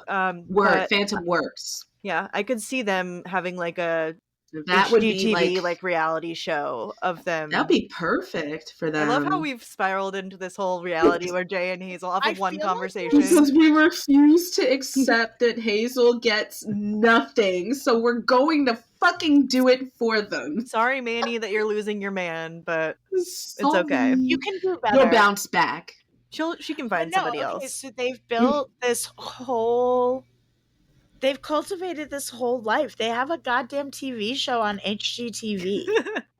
Okay. Yeah. They I think have she a would shoot forgive him. with Home and Garden next week, and Spinners just outed Jay at the dinner table like an idiot. It would be like Spike and Snake. It would be something that changes the trajectory of their relationship and like stains it. Like how Spike and Snake, the snake's cheating is But does their she move relationship's always past going to be it? different. Is she? I are think she they would move able past it. to- I But I think she think things would be probably different. would. I think she would look at Jay a little different, maybe trust him a little less, or at least kind of look at like their past a little bit differently, like kind of I think. less I think rose-colored she would, and glasses. I think she would have feelings about it that would be quite justified, and like feelings of betrayal and what have you. But I do think that she would also ultimately like not be able to excuse it, but be able to be like, I can see how you let that snowball for 15 years, and Yeah. how with like each passing day that got harder to tell me. Jay would Mhm. cry, telling like Jay he would cry. I think that in this future This that would be I the first planned, time like, that yeah, Hazel would ever see Jay- Jay cry. Oh no. She Oh might no. He not didn't ever, cry at the birth of their children, and she wondered why. Yeah, She might not He's been ever holding find back. out though, because I don't see why she's not putting up with Emma. true. She's not having Emma at her dinner They're table. not doing double dates. They're not doing double dates. They're not coming over. They're not besties. Hazel was like, They have at drift. their wedding, she was like, hey, come here. I don't ever want to see her again in my fucking life. Yeah, She Well, and better it not be doesn't invited to anything else. she had a Cut list, ties. she had the list of the people who were invited to the wedding, and she was like, okay, so like here's my sub list of the people that we are never talking to again after this fucking wedding. Like, no more. We're just gonna so Houdini their asses. It doesn't Like, help that Spinner was the best man, and he gave like one of those really gross best man speeches. Oh my god, he did. He took over for like 20 minutes, and everyone was really uncomfortable the entire time. And never give Spinner Mason the mic. Never. No. And like that night, they had a come to Jesus conversation, Hazel and Jay, and he was like, "Nope, you're right. I would rather walk. I need to cut the ties. path Yeah. with you than continue whatever this is." Whatever the fuck this is. Because Yeah. what was that? Yeah, what after was the that wedding- shit? Wedding, dude. After their wedding, they literally sat down and they like crossed names off. They were like, "Okay, these people we're no longer Out of their going book. to talk to. We We're just done." crossed them out of the wedding book. Like, no. Now they get together with Paige and Alex, and everybody's happy. I love that though. I think that would work so well. I think that's good. That's okay. good. That's my Mhm. accepted Booked. canon. That's my reality. Yeah, I'm Mhm. into it. Paige, I love Alex, this Jay, and future. Hazel. I love this future Whatever too. it Their takes, kids have dude. play dates. Mm-hmm. Perfect. I love Are that. they Alex's Beautiful. kids or Paige's kids? Because Alex and Paige only very recently got back together, and one of them's got kids, but they have not had time to have kids together. I feel like Paige's got to come with the kids. Paige has got to come. Paige married got a a bit- man. Like a dude Yeah, Paige for a married a bit. man. She kind of, but quickly, they're good friends though now. Who did she marry? She married I don't think somebody, she and married anybody we know. somebody that she met along the way. She married and then somebody from college. but they're good Or friends. like her first corporate job. Oh yeah, I like that. She definitely like did Maybe one of- someone married from one of her college that coworkers. she met during like they're doing an internship together or whatever, and little blah blah blah. But because I want them to be friends, like they need to co-parent because Could there it be can't be any Griffin? animosity. Griffin. Alex loves them. Ooh, Griffin. Okay. I can They take that clarify- I because mean, if it's yeah, because we literally don't. One black man just has AIDS, gone. So bad. We don't talk about that. That's just terrible. Ugh. But now canonically he's her husband. So she's The way got in that episode they find the pills and I forget who it is, but somebody's like rent. I remember that being a line, and I'm like, "Are you serious?"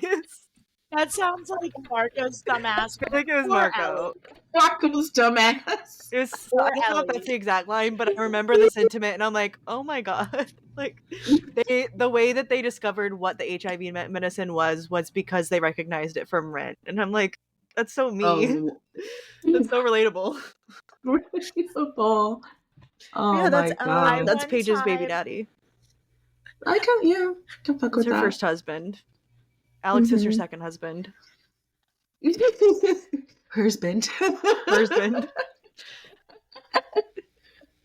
Yeah, no, I'm here for it. Mm-hmm. And like Hazel then and I- Alex have actually become like close friends. She's like, sorry for calling you a skank that one time. And But she Jay's didn't like, know I called you a sorry, I skank. called you a skank. Yeah, Alex Jay is and like, "You Paige called me a still skank?" go head to head though. And she's like, I did. Right. And then Jay's like, sorry, I called you a skank. Wait, sorry, I called you a skank behind your back. Sorry, I called you a skank to your face. Everyone was calling people skanks this episode. That was the episode. That was the word of the Skank episode. Yeah, it's like they just got the green light to call that because they were like, wait, there's a new word trending. Like, we're allowed to say skanks? Of course, when Okay. they wouldn't say trending. There's a new word going around. We're Skank. gonna allow Can we say skank? Can we Yeah, we say can. skank? Linda, can we say skank? They're like, Sure, I yeah. guess. I don't see why not. So let's see how it goes. So Drop we get 4 to in one episode. Like, Uh-huh. crazy. we get like 4 skanks. Yeah, I think there's at least 4. I want to say. Because Hazel Beautiful calls Alex skanks. skank. Paige says don't skankify. Skankify my And then Alex is like, chicks or skanks in the ravine. And then Jay's like, oh, so you're hooking up with all the skanks at this party to get back at me. There's at least 4 skanks. They It's like, very ska. realized skank is not like an FDA, not FDA, FTC. The one that Yeah, I controls the don't think it language on the counts as a TV, swear. not the FDA. Yes. Yes. They were like, "Oh, we can say that. All right, we fuck it. can Let's." say that. Got past the censorships or censors, whatever. Yeah, I'm not mad at the skanks because it's so new, it's fresh. It's And probably very of the time. Yeah. Skank was very rude. Skank I don't was like rude. the word skank. It's right. It's kind of like it's ugly. got really weird connotations, and yeah, it's quite. Yeah, it's almost worse than it's not even almost. I think it's worse than slut to me, in a way. Yeah, I think slut has been reclaimed to the point where it's no longer. Skank Like, just sounds like dirty. Like Right. there's like a still an inherent like sexuality about slut. I feel like it's a little bit degrading, but I feel like skank is just like so unsexy, so like I feel like skank is unsexy, but also still like there is just sexual connotation to it. Yeah. But it's not in like a sex. Yeah, I don't know. No, not in a sexy. Like way. no one like would slut, reclaim I feel like I can. skank. Yeah, slut. I can no one kind of wants hear to people. reclaim skank. They can keep that one. Yeah, they can keep that one. I'm glad that one has kind of faded from relevancy. Right. I actually felt a little offended by hearing it. I was like, it sounded what harsh. the fuck? Rude. Yeah, it sounds harsh. It's like Alex didn't deserve to catch that fucking shot just so early in the morning. Neither did Paige, but you know, nobody deserved to be called a skank, and yet everybody was called a skank. I love when when you could hear certain words and then like run and like almost break your neck trying to go use it at somebody. Like, I learned this. I'm gonna fucking use it. It feels like they like gave. It feels like they gave like a seminar or whatever at the school to be like, this word is not okay, but they like brought attention to the fact that the word skank exists. So like, don't use the word skank. And now all the kids are like, actually, we're going to use the word skank. That's like, actually a good That's word. a good one. Thank like, you. thank you. Taking notes. It's like, it's kind of like how Dare taught me, and I'm sure many other people, how to actually correctly use a lot of drugs that I would not have correctly known how to use. Yeah. And it's like, why did you teach me this? I feel like I didn't know about chewing tobacco. I didn't know about being like unintentionally woke. Oh, yeah. It's like you didn't. Dare was like, here are drugs. Here's what they look like. Here's what they smell like. Here's what they do. Here's how to differentiate right between this drug and that drug. It made me feel like uncool because I didn't get offered drugs. I was going into like middle school and high school expecting they depicted that to be a much bigger problem than it made me like excited when it did happen because I'm like, oh, this is like what they were telling me about. Like, this is opportunity. Okay, well, you know, you want to feel a story of when I was like very clearly uncool. I was at a bus stop waiting for the DART bus at like the bottom of Delaware, the Maryland border.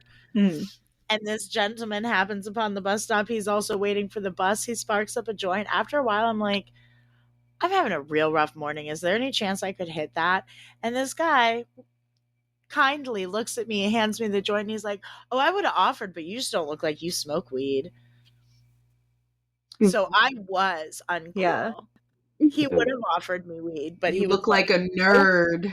To be fair, I probably wouldn't have been offered weed depending on what year it was. I would. I was walking until around recent years. Even now, I feel like recent. I think I'd offer. Yeah, no, you'd offer me weed. Gets offered weed. That's kind of true though. Kind of most people, I would say, I would offer, be like, not to, like. Yeah, Benjamin. Do you want? Because you can't really tell as much anymore. Yeah, that there used to be like a brand of person, and then you advertise that brand, or you didn't. Now, like when I go into the dispensary, it's all like old people. Like it's old little ladies and old little men. Yeah. So you really don't know. I'm like, the amount of like golden year seniors I see in the dispensary is nuts, dude. Love that for them. I do too. They're getting high as shit. Remember when we were in Tennessee, you were like, there's probably some good weed up in there. That's probably like the best weed in the state or something, like at the knitting circle sewing convention. Yeah. Yeah. was And in the our lady, now. the lady chuckled and was just like, probably. Like, because they're getting high as fuck, man. Yeah. They got And they fucked got up. quality medical, like their medical cards get you the finest. Yeah. Um, They don't have to take as many pain pills.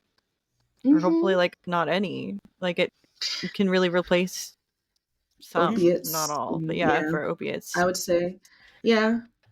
So, Because I forget about, most aches and pains that I have in my body. Yeah. When smoking, and goodness knows if I got like special, like this is for your joints, this is for your back. Ooh, I would be set. I just, now I just recreationally buy the highest THC percentage. Same, just like the cheapest and highest THC. Like biggest quantity, whatever I can get. But yeah, whatever can get indeed. I've been buying those variety packs and just working my way out. I have to send my mom money so she could send you money because you still don't have Apple Pay or Cash App or. I bought Eevee these variety packs. Those are so fun. Those were fun. I love that. I like work my way up. I was just getting sick though on our retreat. So that's one of the ways I found out because I was smoking the pre-roll and it would hit so bad and I'd cough up a lung. And I'm like, why do I feel like this? Woke up on Saturday morning, so was fucking sick. cold. Yes, it was cold. I wasn't coughing as much in your car, but I feel like the weather if you're like experiencing a big weather change also, that always makes me feel sick. It's getting a lot colder. I think so. We looked at the sea levels on the way back. My mom was so intrigued. Where she lives is like 5,000 feet above sea level or whatever. Where I live is only 58. And and in Salem, it was like closer to the water. So it was like 23 or something. Yeah. So at first I was like, we're going up, we're going higher in altitude. But what it was is we were going up and down and up and down and up and down because we were going through mountain ranges to get there. Yeah. So that would mess you up. I feel like that's more what messed me up versus where we actually like stayed. Mm-hmm. Because my ears were popping and especially on the way back, my back was aching because I was getting sick. And it was just the worst experience. Going downhill was like up and down and it was just the worst. Mountains are rough. They're not for everybody at all.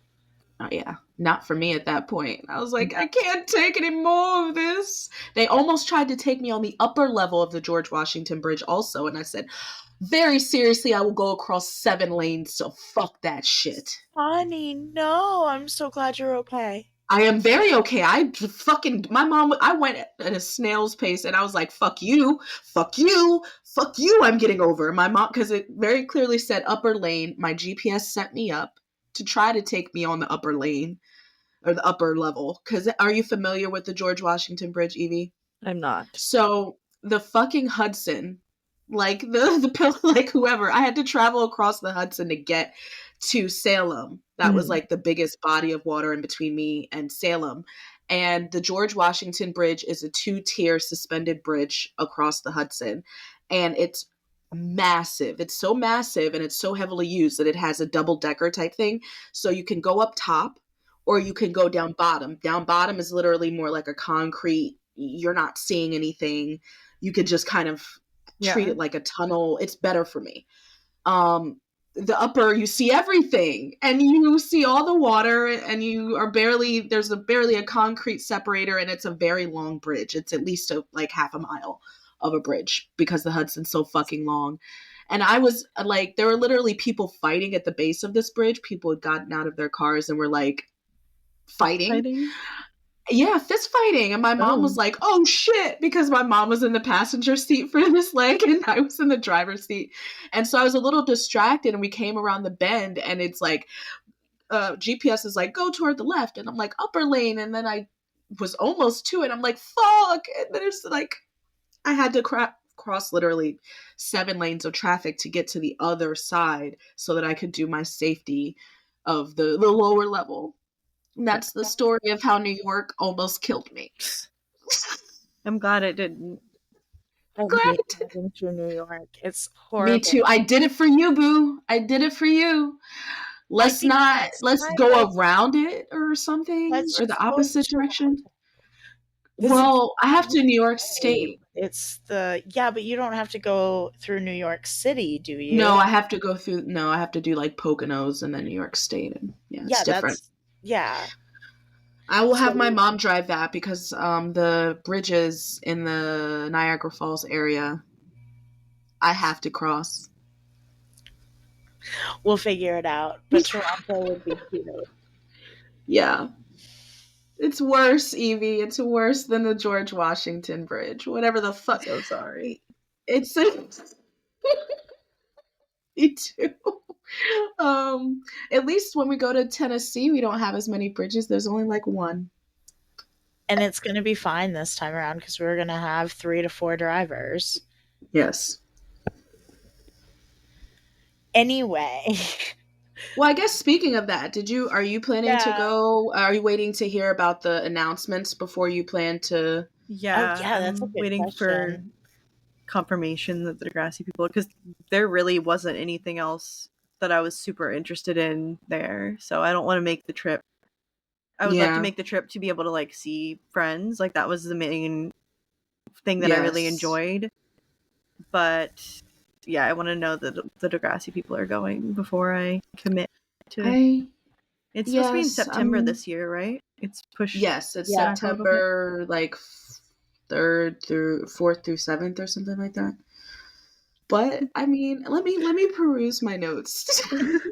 Oh, how thirsty are you, Paige? Because Paige gets a bottle of water at the club, and then she's like, "No, wait, I don't want to leave your house. I'm thirsty." Yeah, thirsty you are. Yeah. Paige is so cute when like she goes to get a drink and she like walks past Jay and jumps up all high and is just like, "Hi." Mm-hmm. She's so cute. She's so happy. I love seeing this side of Paige. I know. And I love that she refers to their dancing as the Sister Act slut dance. Right. She's like, okay, those are certainly words. They are. Like, you guys decided that was appropriate to string together. What was with JT's sassy look at Paige during the assembly when he like crosses his leg and he like looks over at her like, "What you gonna do? I gotta find that. I gotta go watch that." It's really weird because it's like I think we talked about like, when did JT start like fucking disliking Paige? When did that happen? He's got to have a perpetual attitude now because they're enemies. And I guess I like that Kevin is like a yogi in this 2-parter. I do like how he basically tells Paige, "Hey, it's okay to be gay. He's an ally. Let's have a gay brother. In real life, his brother is gay." I love how you look that up. You're like, I've got to look it up. I listen to his podcast. The one you do? He's got like 8 million podcasts. I listened to the one with his daughter, which is typically my least favorite podcast format. It's like 2 people talking with no real structure. Yeah. But it works. I like it. And even though they're kind of like both dark and twisted sometimes, it's like really fucking wholesome. Okay. And I like it. And yeah, he talks about his brother who is gay. It's not like he's like regularly like, "I have a gay brother." I got a gay brother. I like that though. I think that I don't know if there's this myth about like how many gay kids can exist in one family at any given time, but like I've always held the belief, and I think it's more of a common belief now, that everybody's a little bit gay. And at least in my family, like my siblings in particular, I'm not going to speak for my brother because his attitude is relaxed, but he is very straight. I don't think so. I think all of us are a little bit gay, and I would say that like that's kind of that's part of, I think, what Paige is like. My brother is gay. He's the gay one. I am straight. I don't know that it's necessarily like every single one of us, but I would say that more people than not are some degree not it just straight. Depends on like their openness to kind of explore that. I do think more people are like open or more people experience like same-sex attraction than express it and Right. like explore it, for sure. And I think that like there are also people who are just straight. Yeah. I think there are people who are just straight as well. I mean, I think even aesthetically, like, I would say more people experience like that. Okay, I can appreciate another woman is aesthetically pleasing, but I don't necessarily experience sexual attraction. Yeah. Which I guess is still, or even romantic attraction, because like those are two different things. Yeah, I don't know. I find it pretty safe to say that there's less of a rigidity about most things, especially sexuality. I think that even if that's what you choose to express, that might not be like things cross your mind. You have, there might be someone you see and you're like, oh my gosh, this person is whatever, perfect, whatever. I want to be near them, and that might not even express itself Well, as yeah, like it a depends on romantic whatever, but yeah. it's Depends on yeah. like your safety and like comfortability to express that or even like understand those feelings as well. Like if you're not exposed to, then you don't understand the attraction, like what the attraction is. Like I think it would be very easy for Paige, if they didn't kiss, to not fully understand that she was feeling attraction for Paige, for Yes. Alex. Like I think she did think that she was Right. just having a good time, but then that attraction is there. Like she clearly likes Alex in a way that she doesn't like Hazel, for example. There's that thing that like Jay says where, and I mean that Hazel combats, where she's like, when they were dancing and everything, oh, girls do that all the time. And I mean, there is that whole thing it was more when I was kind of becoming interested in people beyond just like being their friends, because for me I was a very, if they still call it that anymore, a late bloomer. Like I really did not express interest romantically or otherwise in people until I was pretty much into college, like late half of high school, early college. I started to really like pay attention to people and stuff. But the fact that it was more of a culture of girls like making out when they got drunk and it didn't really mean anything. I mean, I'm sure there still is, but it's not like we're not as homophobic, I guess, to be like, if you like girls, it's fine. But if it was, okay, I can make out with you and it means nothing and you're gay if you think anything else, and like, don't be so gay just because we made out. Don't go so far as to think that this is something it's not. And I had a bunch of those experiences where I was like, well, I was kind of gay about it. So Right. so I I thought had we to were being stand from a gay. completely gay space. I Yeah. thought we were being gay. And I don't know, and like that's kind of what she's saying, is like the girls do that stuff all the time, and it makes it hard to have a legitimacy in like relationships that are with girls, and being with another, or well, when you are a girl, but being with another woman, even, it's being like infantilized a little bit, because it's like, oh, you guys are just kissing, and it doesn't matter, it's not a real relationship. I think that there's a little bit of that layer with Hazel kind of just saying, oh, dismissively, this doesn't make her gay, even if she makes out with girls, because girls do that stuff all the time, and it's how girls are. Like our relationships are so intimate that there's a line that you cross for most people or most women who like other women. There's a line. It's like, okay, I'm going to do things with my girlfriends that I wouldn't do with my girlfriend. Like, I don't think that, especially where Hazel is concerned, that line exists, because it's like girls are going to do a lot of things and then still go be with boys, Yeah, I like think they it's could not have legit. danced like that and it not meant anything. Like, Well, and apparently nobody's heard of bisexuality. no, it's you're either straight or you're a lesbian. You didn't know? There's no Well, such that's thing. what this show is gonna run with, that forever. 2000s were also wildly biphobic. Biphobic, extremely biphobic. I experienced some of that as well, because I originally came out as bi, and then I was told to stop being greedy.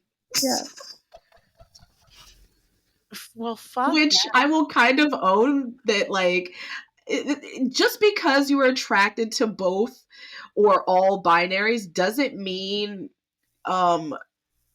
you're gonna have any easier of a time. Can I say that? Nothing's easy about like connecting with other human beings. It's actually harder. Okay, like in my opinion, Like, the dating pool doubles, like, and I am more indecisive. I have way too many options. It's like, why overpack for a trip? I need options. I never know what I'm gonna want until I wake up that day. I can respect that. That's low-key bisexuality for me. Same. That's been my experience. It's been like, I am just indecisive, bitch. Yeah, I just like people and doing things. I just, and yeah. living life. And, I mean, I think that that's ultimately what Paige settles on. Yeah. Like, It's kind if of she settles on anything. But, liking like, who she likes. liking who she likes. I don't think it frees her anymore than this period of time does, but it's like, because I don't think that it's something that she organically chooses. I think they just decide to start letting her be with guys again, and she has to defend it, because it's like once she decides to date Alex, she's gay, Yeah, I think which sucks. Not fun. Yeah. I just want everything to be better than it is. I would like everything to be better than it is, but alas. But It's not. fine Degrassi. because right now they're back together. Everybody's Mhm. happy. Mhm. Hazel and Jay refurbish beautiful cars. Yeah. I love that this is canon now. Right. It is absolutely. That's how I'm gonna get through the rest of their arc of Paige and remembering Alex. Whatever Yeah. it takes. It's them. clinging to the future in their 30s. Yeah, I do. I think my last thing is just that Jay had to destroy all of the tentative good in Alex's life just to get any sort of foothold. Which he doesn't need to do, because you're actually a good friend for Alex if you just stop being such a fucking weirdo. Stop. He's incapable of not being a weirdo. I No. don't like that he gets along with Chad. Right. But That's not good. But because my He also toxic gets trait- along with everybody, though. well, and my toxic trait that I have managed to curb just into fictional people is seeing people for their potential, not for the reality of who they are. Well, I think, And yeah, I want to hear what you have to say, but then I have a kind of theory about I Jay. can see Jay having good rapport with Chad because it's more peaceful in Alex's house when That's Jay's kind of what I think he thinks he's doing Alex a favor by keeping spirits lighter and making her mom and her stepdad happy. But I feel And like to Alex it's just kind of a betrayal. Like, why are you nice to these people who are abusing me? I feel like it's not even like to a degree it is helpful, right? Like her house is probably better when Jay's around. Yeah. He eases the tension at least. And He does.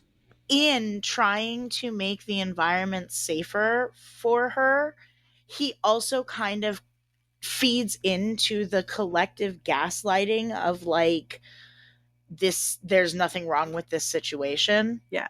Like, it's not that bad. Like, you're just making things dramatic. Like, if you just play nice, kind of. Mm-hmm.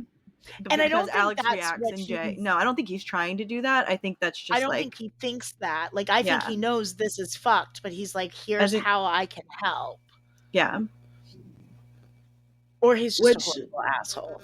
I think he's pretty perceptive. I think he's gotta be, for the way that he's able to fucking read people. I think Alex, that's probably the narrative that Alex probably runs with in her head, is like, oh, I'm the one that's like, I don't even know, maybe not. I was gonna say, I would feel like that's how I would feel. Like, oh, I'm the one that's causing a problem. Like, they can all get along, and like, because I raise issue with their bullshit, then I'm the problem. Maybe I'm projecting. No, I think that's kind of how Alex must feel. Like, she's the one who's bearing the brunt of the anger. Yeah. I mean, of the abuse. Like, but this is a relationship that she is not in. And she can't control her mom. anything. Yeah. Well, and I think that, like, even if Alex and Jay have great communication, she understands why he does what he does, like, whatever.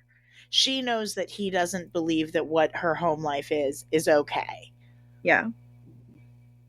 The effect of him playing along in that environment, even if it does make things better in the moment, I feel like that collective effect of him playing that part still hits the same, if that makes sense. It does. I like the He's a dynamic good of actor. him going over and kind of being a protector and kind of easing the tension at Alex's house. Because I can imagine it sucks to be at that house and it's nice. Even though it's Jay, like, she probably rolls her eyes because it's Jay, but at least it's somebody to kind of... I think that's probably why they dated and why she, like, keeps him around, is because he's just a safe person. Exactly. He's a safe person, and I'm sure things like that didn't happen as much when he was there, if at all. Like, I'm sure he didn't, like, he would just kind of make sure she wasn't in the way. Yeah. If nothing else. And because I don't see the way that calm Chad down a lot of the time. I think that he would have played that role because Chad doesn't dislike him. He likes him. Yeah. Yeah. I think Chad is less likely to act if he up. was going against Chad, if he was puffing up his chest and trying to be like, no, you don't hit her, you don't come near her, whatever, you don't come near her, Chad wouldn't fucking like him. He's gotta be sweet talking and maneuvering his way and buddying with him in order to keep the peace. Yeah, like, he's probably at times having to step between Chad and Emily and be like, yeah, man, look, I know she's a bitch, but, like, come on, dude. Let's totally go grab Jay's another vibe. beer. Let's go outside for a minute. Let's go to the store. He's diffusing the situation. He's not gonna, like, fix anything. No, he can't fix anything. He can't fix, and, like, not even in the way that, like, mediator. anyone can fix. Right, he's not a mediator. He can't be. He's a kid. He's doing he's 30, what he can. He's a 30-year-old kid. He's doing what he can. He's doing what he can to diffuse the situation so that his girlfriend type person isn't thrown through the coffee table. And I mean, I think that is a good. I love Jay. You know, that is a good. I love Jay too. I think that he's got so many things with him that make him such a hard character to justify the existence of. Because he's just so fucking terror. He's a villain. He steps into that role so well, but he also steps into the advocate role. And I really do feel like he has the best like the intentions that for him are the best for Alex at heart. Like, is he sabotaging her? Sure. I think his sabotaging her is probably rooted in his twisted mind and trying to protect her too. Like, he feels like, well, in his twisted mind, I think he wants her little back. Child mind. I think he thinks that Paige is gonna dump her, because she's the queen and whatever, and like. I think it comes down to him not being okay with the idea of Alex, like, progressing progressing past him. Like, of course it does. And I mean, his like, whether or not he is truly in touch with that is what he is motivated by, is not wanting Alex to get out of where he's at, of his grasp. Yeah, well, because for example, Alex, go ahead. Mm-hmm. No, go ahead. No, you finish your sentence.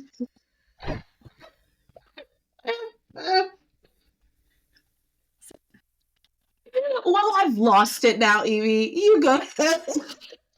I'm just gonna go off for no real reason. Go. I was just gonna say, it's a good example of it is like at the beginning of the episode where he has the pass that he's wanting to offer to Alex, but Alex is wanting to go to the same event but with Paige, and he feels like she's kind of like trading up and abandoning him, and he's just doesn't want that to happen. I think it comes from that, and then comes from also wanting to protect her and make sure that Paige isn't going to break her heart, because I don't think he believes that Paige really likes in this her. episode. Paige doesn't know what she wants, like, and I think, like we said, he can sense it. He knows that Paige is in turmoil, and he's like, I sense this. I know that she's not ready for this. You're way more of a Jay apologist than I am. What?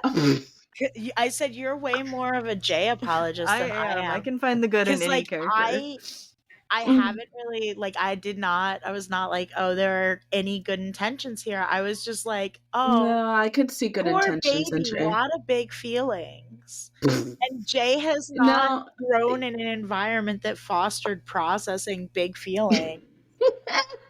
but Yeah. he's like, this is the queen of Degrassi and you're the queen of the Triller. Like, he's not, and it's not like he's even trying to be rude. I think he's just pointing out the obvious that, like, why is she hanging out with you? Like, what's the real goal here? Like, what's going on? And he is really trying to push it and see where the cracks are. And that's kind of why he goes and fucks with Hazel. Yeah. And is like, okay, well, you're not going to talk about it. She's not going to talk about it. Hazel will blow this shit up. Yeah. I can get agree. her to really say some shit that is going to show you who she really is. Yeah. And now he's got 3 beautiful children and a show on Exactly. HGTV. They work so well together. They know how to scheme. Like, before they even knew that they were scheming together, they were scheming. Fucking well together. They do. They it's do. So they bad. got like a crazy deal when they signed for like any time that they're signing a contract on like their TV show, on their house. They play this little game and they fucking manipulate people and they scheme and they get like the best deals. I swear, they've discovered a skill.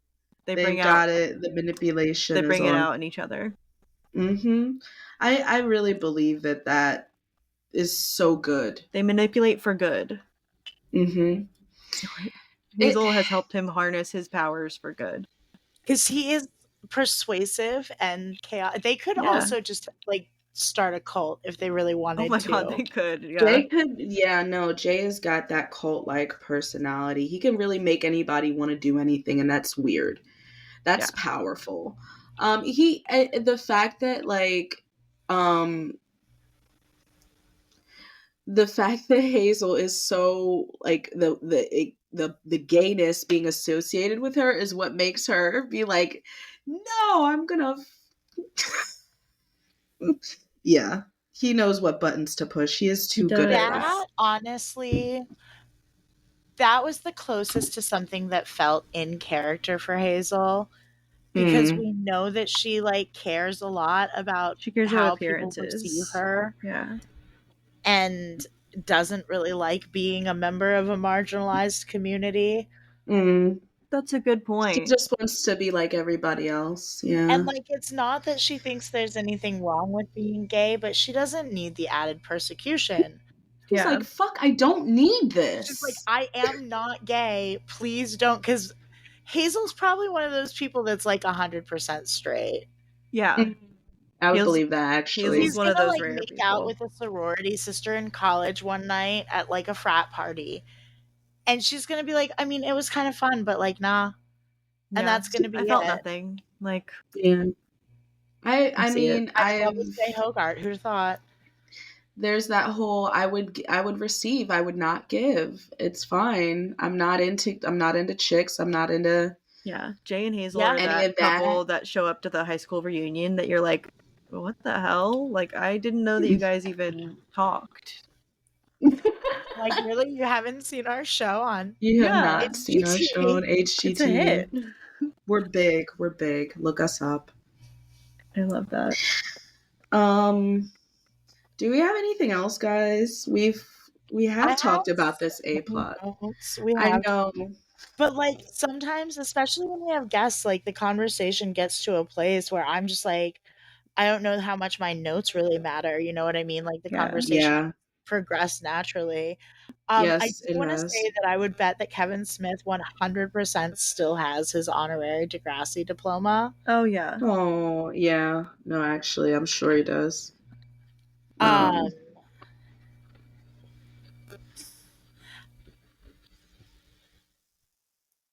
wish that Jay wasn't so creepy about the teenagers. Oh yeah, Jason Muse would love. I like to think did not he's age not well. like that in real It life. didn't. I didn't appreciate so much. Was so commonplace. Mm-hmm. You cut her out of the movie? And like Paige and Alex look hot, but they do not look like that hot. Yeah, they look like teenage girls, right? Dancing together, dancing together. Yeah, I don't appreciate they're not it. I don't. They don't look like Playboy models or what. They're acting like they are like so hypersexualized, and so it's like they're two teenage girls like dancing together a little close. Like it's not that. Manny has sexual. more of a like revealing outfit on than they do. Right. Yeah. If like you one want of to them talk is about wearing like shorts, revealing, and one of them they have like a halter top. Like it's not. Yeah, it's definitely like. I mean, I don't know. Maybe it's the cowboy hat. Yeah, the cowboy hats sending them over the edge. The bare feet. Yeah. Well, I guess then we already kind of are no. in the fashion. Do we? Wait, let me look at the script. Do we have anything before fashion? Go ahead. I did think that like it was very of the times. It didn't age like super gracefully, but it didn't age as poorly as a lot of the other stuff. When Kevin Smith and Jay are watching them dance, and Kevin Smith's like, "What the hell, man? They're upstaging us. Why don't we have a sexually charged dance?" I liked that part.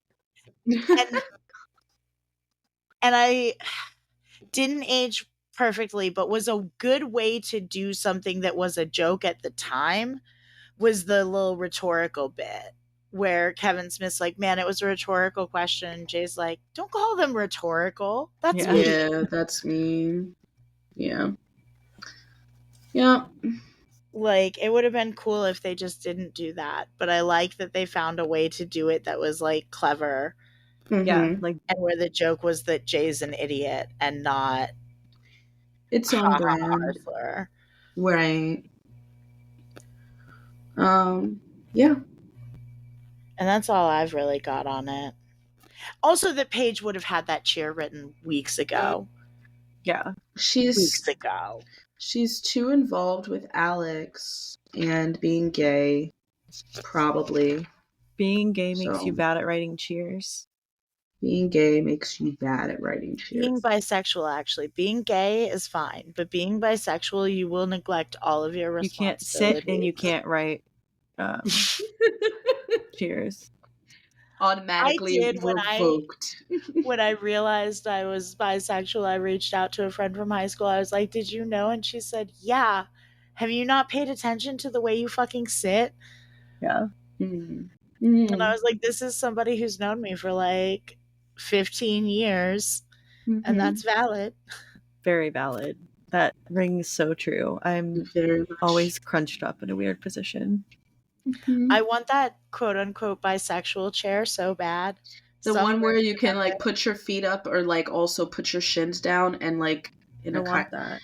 That sounds nice. Yeah, and like also sit cross-legged. I'm so uncomfortable constantly in my chair because I don't have enough room. Hang upside down for a minute if you need to. I have so many different options for a chair or like a space to record in here. I am sitting on a desk chair, but I have one of those little pedals underneath my desk so that I can move my feet because I do not want them on the ground, but having them like up like near my chest for too long is also not great for recording. So, you know, we have to do adaptive, so we've got to sit how it makes us comfortable. We've been recording for like 4 hours. So 2.5, but yeah. We had a pre-show. Yeah, we had like a 40 or 50 minute pre-show. Yeah. We had a 40 50 minute pre-show. I do have to go eventually. Yes, we can. Let's roll. Let's roll into fashion because I've got actually a lot of fashion I don't usually. Can I start out with the bad, which is Paige's outfit in the beginning, which would be maybe fine if she was wearing like some pants, but she's wearing this horrible skirt. Yeah, her skirt is it's giving Republican wife. Her whole outfit. Minus the blazer. It doesn't work with the top. The scarf is very Paige. That scarf is very Paige. Like if I were making a Paige like Funko Pop or like a doll or something, I would have like a scarf like that, a little like pink frilly scarf. Absolutely, but not with a skirt like that. No, that's ugly. That skirt is very matronly. It's not cute. I love Alex's and I mean, tank top and like jeans. yes, She's very. It's I do her like too. classic And look. her She's the closest thing earrings. Degrassi has to a butch lesbian, and She I'll take it. is. And her hair is like giving. I don't know if she just like I don't know what, but it's all thick and like Yeah, she looks good. voluminous. But and like maybe she just got it layered. I don't know. It's beautiful. I love the big earrings, the big ass earrings. I'll go with the bad in Hazel's outfit that she wears to the premiere. Not necessarily like what she has on, like her pants or whatever, and her shirt, but like the overlay, like the little The tiny shrug. bedazzled shrug, whatever the fuck I that don't is fuck with really, shrugs. it's grandma Were like. we It still doesn't wearing fit her shrugs well. then? I don't think so. I don't fuck And with a shrug. especially not ones that were like that have that many sequins and beads and like is that color? Why did she dress like this? Oh wait, it's because Paige wasn't there to tandem dress with her. So she looks like 3 versions of an outfit that all should have been vetoed. Well, it looks like it kind of looks like she got dressed with Marco, and that was a horrible That's idea. a horrible Yeah. idea because you never get look at Marco. I have them side by side here. They don't look if they got dressed together, that's a bad. That's What bad. is That's Marco's bad. That's hat? bad. Marco never tailors a fucking suit. He doesn't know what a tailor is. He doesn't know her. His suit is literally almost to his kneecaps. He's Why got is like he a wearing gold a bandana fucking under the hat? He's got a bandana under the hat. The hat itself does not match with the tie. It looks like No. he's got like some sort of like stained like a rose pat. I don't know. The pattern of the hat is really bad. The cut of the hat is not a good choice, especially with the scarf underneath giving it height. And then they're upset because they are not able to get into VIP. It's because Y'all you look are like dressed this. like that. Yeah, maybe if you were not dressed like that. They look like a Midwestern couple going to the casino. They do not. Accurate. and So They're putting on fucking all their mean. nice clothes. They got their nice shit out. It's It doesn't so match, bad. but None of this shit. Oh my god. Oh You're not my wrong. I'm God. so upset with it. I don't know that I have ever heard anything like truer words than Yeah. that. My These god. are truer words have That's never their been night out. spoken on this They're podcast. excited. This is their night out, yes. In a rare moment, Ellie is actually wearing something that Oh, she I looked don't cute. She hate. looks I think so she's cute. it very much like looks like she's doing the formal wear very well this Yeah. like it's like this is the outfit that you wear to dress up. I liked like the This is you. whatever her little like cardigan situation was. It was like her a little netting. It was really cute. It's like a shawl. And it's sparkly. It's got some sparkle to it. Like I would have died Um, to wear that back in like middle school or I would wear that now, but like I think I could rock that. That would be really cute. Oh, definitely. It's definitely very cute. You Definitely should rockable. cosplay as this outfit for the This next con. specific Mhm. outfit of Ellie going to You the movie need to- premiere. I'll do You that. need at to get Smoky one Mountain. of those bags that has the tassels on it. Mhm. That's like it. She's rocking it. All right, I'm on it. I'll Yeah. I liked her We've got outfit. It was some- cute. Yeah, and the colors are very cute on her. It's like a pale, like a baby blue and kind of like a rose gold sash. Very cute, and she kind of feathered her hair. Yeah. Jimmy looks super drab next to her, but as far as premiere outfits go, of like non-Paige and Alex, I like Ellie, and I like by a margin. I think Ellie looks better than Manny.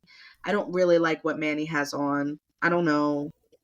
I like Manny's outfit. I think it's very Manny. It's very very That's cute. Manny. exactly what I was gonna say. It's very Manny. Like It's Manny. It feels like too, because she's been wearing Emma's clothes. It's probably the first time that she's spent money on new clothes. It I looks like that. she spent got money a little on this. like a little allowance from the film production to spend a few $100s on a.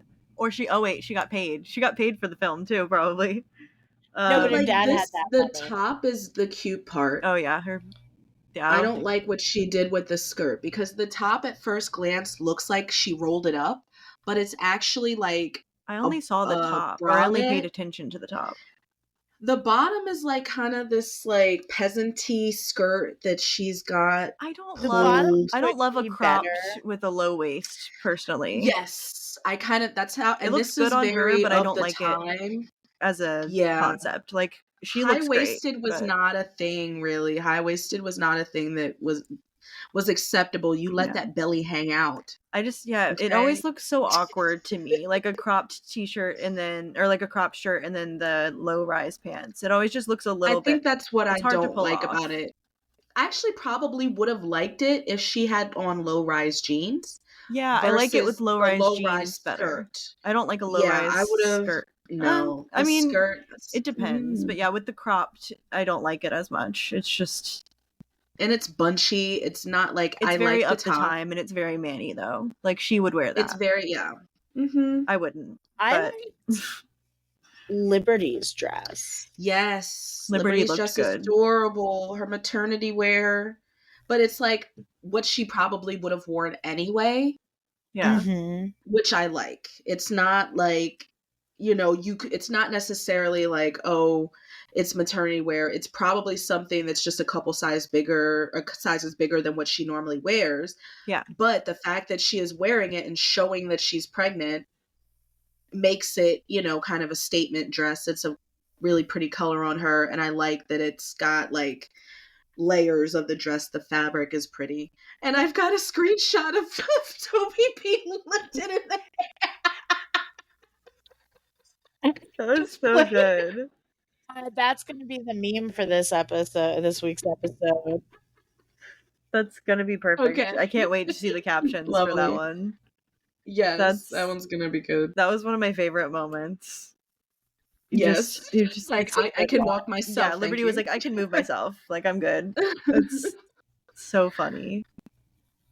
That was really good, like, physical comedy. It was good physical comedy, and I'm like, why is he security planking guard in midair? Yes, he's been in other things. He looks familiar. Yes, he looks familiar. I don't believe that he's buddies with Jay. No, they don't look like they're friends. They look like that guy enemies. Doesn't seem like he would. He's too cool to hang out with Jay. He would think that Jay is like a scoundrel. Like he wouldn't fuck with Jay. I can't imagine him being like cool with Jay.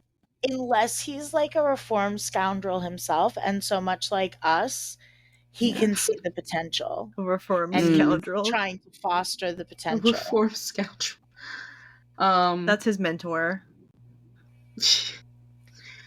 I have to so I mean, speaking of the outfits in question, I said earlier in the deep dive that I love how they're Bobsy twinning it, how like lesbian it is that they're basically wearing coordinating outfits. What I most like out of the two, I think I prefer Alex's outfit just because of the detail on the back of it. It's like a high-low dress or like a high-low tunic, and she's got like braided pieces on the back. It's kind of hard to see because she was in the movement, but like when she turns and it makes this really pretty like silhouette, and I think it's really cute with the hat and the boots, which are hers. Those are her boots.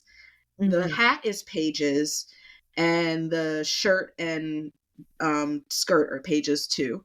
I don't miss those skirts that had the exposed pockets though, because they're just so like they've got your whole ass crack out. That's how short they are. But I think as a pair they're cute too. I like Paige's ripped jeans because it's something that she wouldn't normally wear, like the ripped jeans and like the tunic. Yeah, I believe definitely that more she Alex. owns that, but it is more Alex. It feels like they like took on each other's fashion sense a little bit, but did it in their own way.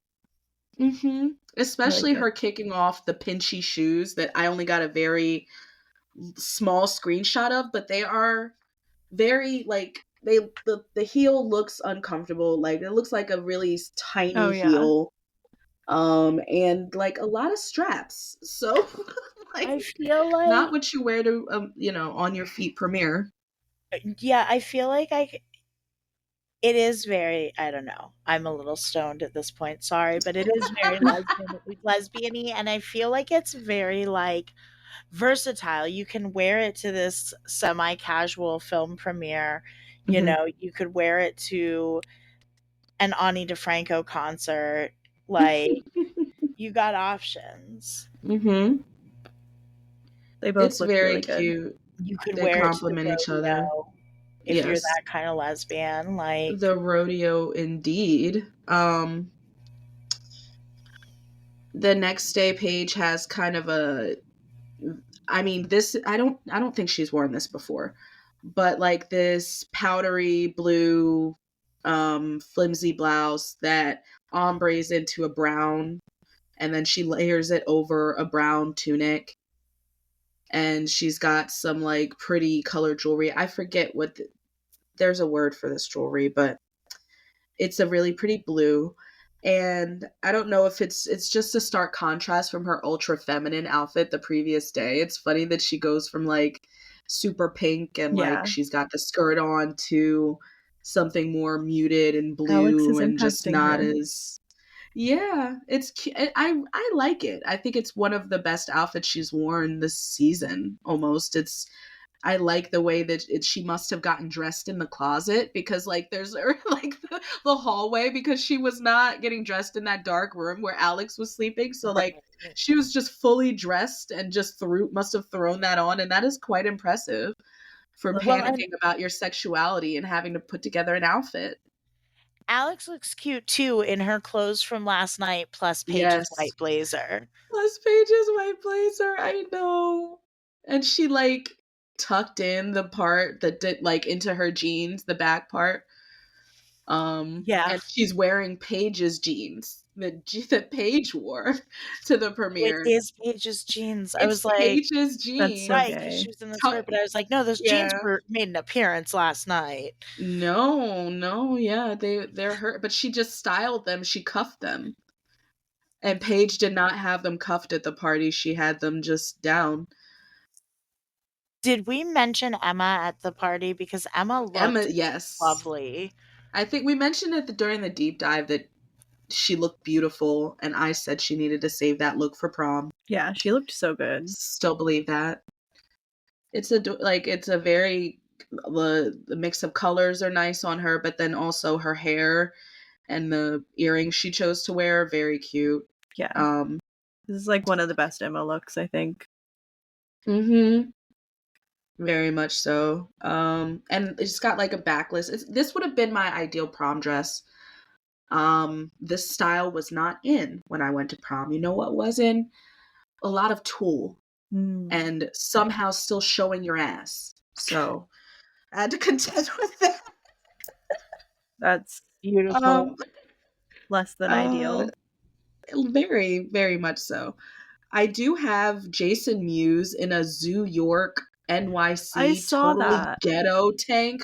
What the fuck? And he's kind of eyeing down Mrs. H's. I don't know if it's her titties. It looks like he was like full on. I think the direction was look at her. It was just looking at, but the fact that we can't see, and he just looks like he might be like disorderly high, like a disorderly amount of chronic was ingested before this scene, because his eyes are barely open.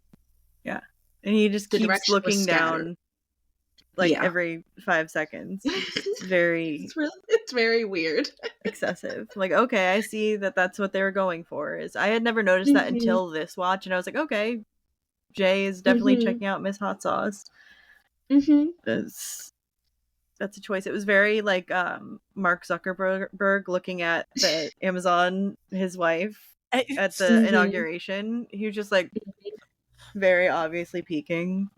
That was what Jay was giving to me. Yes. Yeah. My last one is just Emma and her fluorescent ass, lacy tank top over a white keyhole shirt, and then the khakis, very of the time, the capri khakis and Skechers. I'm so glad capris are not. I don't like capris. I thought they'd be a much bigger problem in my life, and thankfully they're not. I'm very thankful that they're out of style. I like that we've reached a point where there's no like grand trend. Like everybody, there's so many micro trends that like I don't feel like anything is really like, there are certain things that are trending as clothing, but for the most part, people kind of have found their own personal niches and styles. But I'm glad that I don't see capris very often, because I don't often see a capris are not in capri. those personal I like style. the like pixie pants or whatever, which I guess is a capri, but it's different. Like the little. What the fuck is a pixie pant? I don't know. I see them at I Old used to work Navy. at Old So Navy. old. I used to work at Old Exactly. Navy. They're like an office pant, but skinny. Yeah, and they're like cropped. I Oh, like I that don't you know hate Yeah, exactly. and cropped. But Yeah, would you they come consider to that a like the ankle. capri? No. Yeah, I'm fine No. with that. I don't like a capri. A capri always looks a little awkward. Like it's a little too high up on the shin for me. Yeah, Anyway, that's what these capris are giving. No, they're giving a little My- too high up on the shin there. my shots fired includes me just Yes. talking shit about capris. So Capris, you're in the fucking doghouse. you're gone. I'm glad you're Well, yeah, out. I guess Before we have we shots did the shot fired. Yeah, we we have a do have a hunt. hunt count, Lovely. and it is 2. Paige says to Alex, "I'm sorry, hun, they only gave me 2 tickets." And she says to Darcy, when Darcy's like, we have this new cheer we're supposed to do, she says, "Sure, hun, I've got it all worked out in my head." Hun. It just Darcy's love coming it. for that ass. Yeah. Yeah, Darcy is coming for Paige's throne very quickly. Stop slipping, Paige, But I think you actually took my first shots fired, Eevee. Well, Mine I've got too. a few, so we'll see if they all match up. Pew, pew, pew, pew. Shots fired. What was it the -20 line? Yes. That was Yeah. that one was really I would have been surprised if I was the only one that wrote that one down. No, yeah, because it's like she's just on cloud 25 and you suck, Jay. But I mean, and I also think I spoiled my second one. The Queen of Degrassi is taking the Queen of the Trailer Park to the premiere. Gab. So, Which I love. Alex fires back with, "I prefer to be known as Queen of Don't Need Jay and never did," which is not like super snappy, but like it works. They're so It works. bantery. It works. It's more about like speed, I think, than quality. It's getting something out there. I like that. Yeah, I think their banter was really a highlight of the episode, and I think all of rest of my shots fired are not Paige and Alex and Pete. Oh my gosh, not Alex and Peter. Alex and Jay. Alex and Peter. That'd be hilarious. Alex and Peter would be a scary matchup. I feel like she would beat his ass. Anyway, she would. What are y'all's shots fired? Is probably just mine.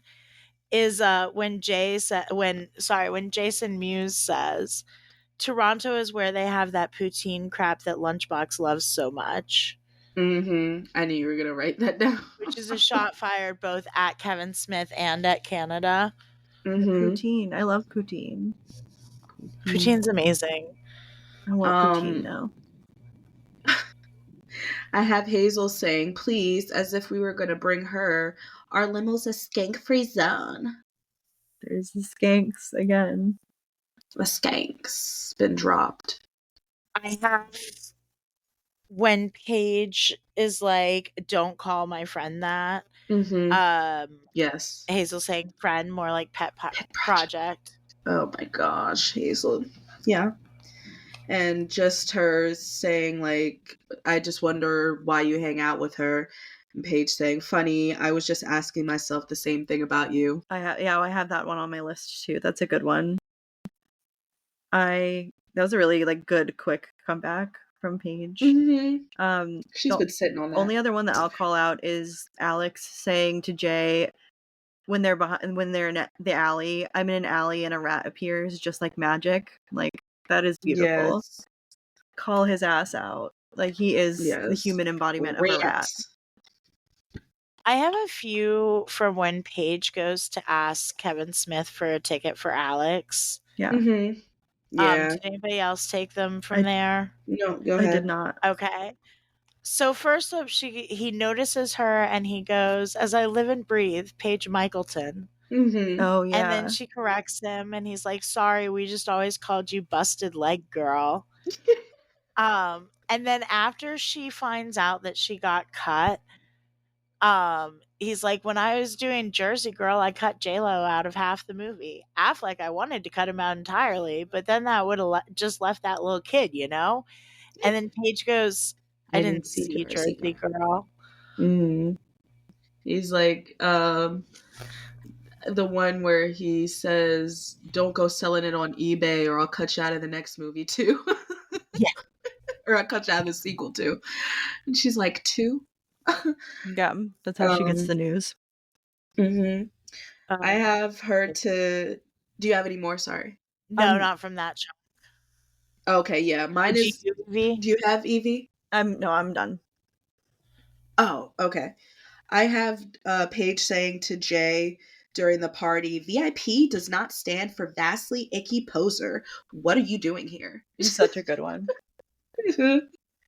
I have Alex saying to Jay, right, it had nothing to do with you hooking up with every skank in the ravine.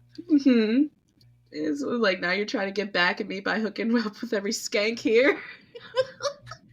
And then Emma to Snake, so you stick your tongue down the principal's throat by accident.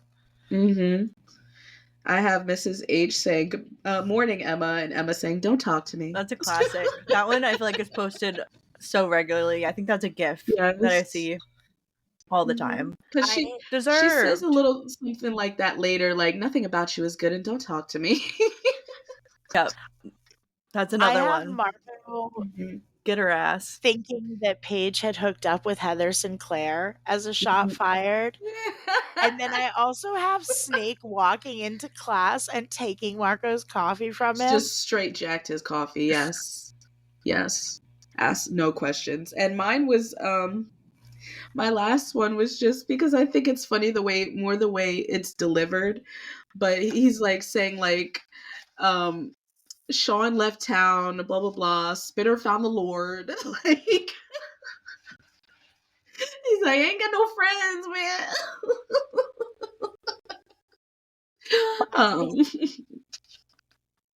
My very last one is Kevin Smith to Paige when he's like, want to shoot some horse with us, or are you running off to a spelling bee or something? Oh my gosh. Because we didn't really talk about it because we had whole futures we had to plan out instead. But Paige does a really, really bad cheer that's just her spelling Kevin Smith alone. Give me a K. Yeah. Give me an E. I like how Kevin said something along the lines of like, oh, well, it's the only cheer that's ever been dedicated to me. So by default, it's the best. I feel like that's very Kevin Smith energy. Yes, absolutely. I thought that was cute. He makes her feel better. More ways than one. Yeah. So, I mean, I guess now we roll into our shining stars, our super bummers. Who shines? Let's start with the good. Alex. Sweet baby did nothing wrong. Jay is like a strobe light. Like he's flashing and then he's fucking going off. He's doing too much. He has really good Jay shining moments, but then he's a roller coaster. He just jays it all up. He just jays it all up. Yep. He just jays it all up Alex every is, single time. Alex is the most obvious answer to me. She really is trying. She is not pressuring Paige. She is just like, let's just be here right now and be happy. I'm your friend. It does not mean, which I think is so important. Yeah. After something like that is like, we're still friends. I'm still the same person. I'm not morphed into some weird person who now wants to kiss you all the time and doesn't want to be your friend anymore. And we strictly have to be this. Want to kiss me? If we want to kiss a little bit more, we can kiss a little bit more. She does nothing wrong. It makes me sad though, because it was giving me vibes of Grace and Zoe in Degrassi Next Class, how they like experimented and then Zoe was like really enthusiastic about it and Grace was hesitant about it, and then it turned out so horribly. That's kind of what Yes, so I hate that. I love that Paige and Alex did it better. Yes, they did it better. And I because fucking, let's be real, Grace was so queer coded, and we were queer baited with that whole thing because there's no way that girl did not like Zig. If anything, I think it would have been an interesting plot line to see her just be asexual and just like, oh, I didn't like it, like, because her issue was that they like had sex and she didn't like it. So it's like, okay, maybe you just don't. Not to obviously, like, I don't want to invalidate anybody's experience, even if it's a fictional character, but I think it would have been possibly a more interesting route and like representative of people's experiences to have them have sex and still be able to possibly even have a romantic relationship, and just like sex just doesn't work for Grace. Because I think there were a lot of times where Grace was also like very like asexual coded, like she was just very like queer coded, so it was weird. It felt unnatural. I would have liked that better. It would have made to me a little bit more sense than what the defensiveness I like Zig. of like, when have you ever liked a guy? Zig. I like him. I like that big thumb of a guy. No, I'm sorry. Zig is fine, but he's just he's like not Zig. He's exactly fine. Like he's just not, he does not Zig is spinner, but not believable. Done worse in my opinion. Anyway, yeah, that's probably why I was like, I appreciate that Alex is really not trying to pressure her. Yeah, that is what, if she had been like, you need to figure it out, Paige, or whatever, obviously that's not okay. Paige doesn't want to be cornered, and she's not cornering her. She is just being her friend, and they are just kind of taking really a step at a time. I like it. Right, so like, I'm still Alex. Like, we're still right. We're friends. We're still first. Us. We're friends. Yeah. I really appreciate it. It's gonna change. It's okay. We're okay. And I want to kind of put Emma on there, even though I also don't want to put Emma on there. I want to stay on there for part 2. I'm proud of her, but not part 1. I'm proud of her. Yeah. It's like the shit she had to do to discover snakes doing that shit. I don't. I'm not here for it. No, I don't like when you're sneaking around with that weirdo. But her response to it is it shows a lot of growth. And a little bit of a mentee bee, but I think a little bit of a mentee bee, which she is very at least she's not getting gonorrhea this time. She's being like, hey, this is not okay. Hey, I said no way. I was just gonna start singing that. I was debating if I should start singing Maya Matlin. Hey, this is not okay. Oh my god. Yeah, I'm proud of Emma for the bullshit that she has to go through. I wish that it taught her that men ain't shit, and it made her break up with Peter. To be like, I don't want anything to do with you or your family, and just like never talk to each other again. I wish. Right. And yet, I wish we've got more time with Peter and Emma, unfortunately. So much more time. Yeah, I don't really have anyone that I would put on the shining stars up there with really Alex, and I guess whatever, Emma for part 2. Yeah, I feel like Emma is a shining star in that regard. She's a super bummer in the other regard. I wouldn't put Paige in the super bummer category. I would put her in the, you were a person who went through a lot this episode, and you're still going to still going to go through a lot. So I feel for you, but it's only the beginning of your suffering.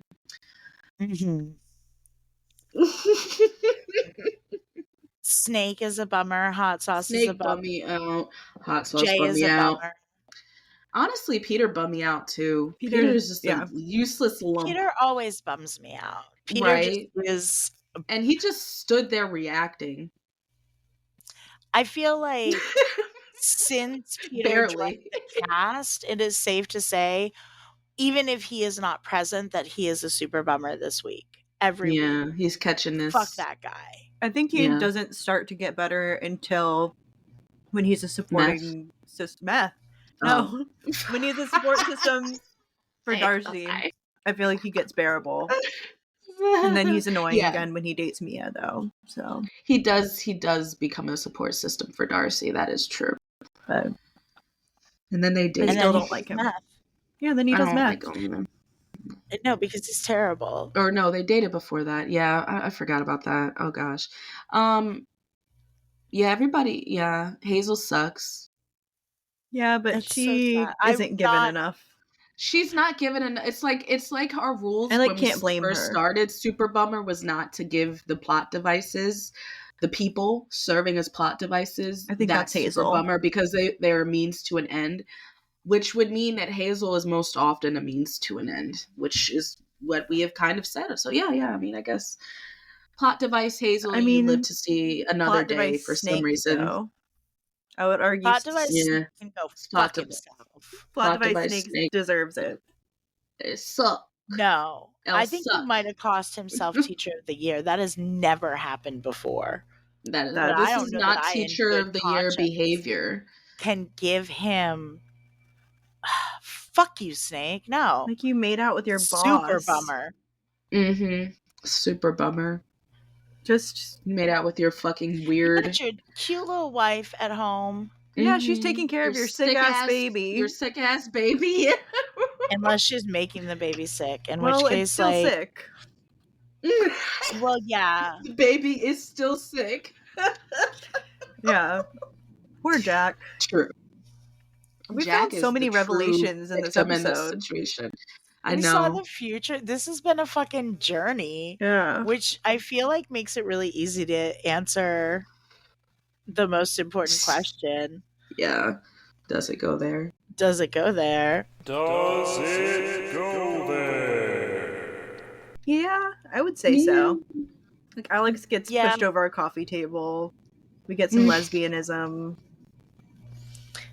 Hazel and Jay get a Hazel and HGTV Jay, show. yeah. Mm-hmm. Start a family. Family gets torn apart. Yeah, I forgot about that Family part. gets fucking torn apart, and Joey's got another inhabitant in his small ass house. No, like, God. Is he gonna make Snake pay rent? probably. The Yeah. audacity. He's gonna be like, finally, I can fucking, my bills are gonna be Like, cheaper. dear No, I'm Caitlin. just picturing Craig being like, Spend how come you don't urgent- ask Snake for money? Would you ask Snake to pay rent here? That'd And be Joey more just be reasonable like, than Angie. He's separated. It's like, Snake is now staying here. I'll be sending along his $100 along with my normal 2. I'm just Care. imagining he just like Take care. double charges Craig and Snake, but doesn't tell either of them that they're charging him. Like, it's like how you like don't talk about your wage. Like, he's paying, but they're both paying half of the rent, and then he's not paying anything.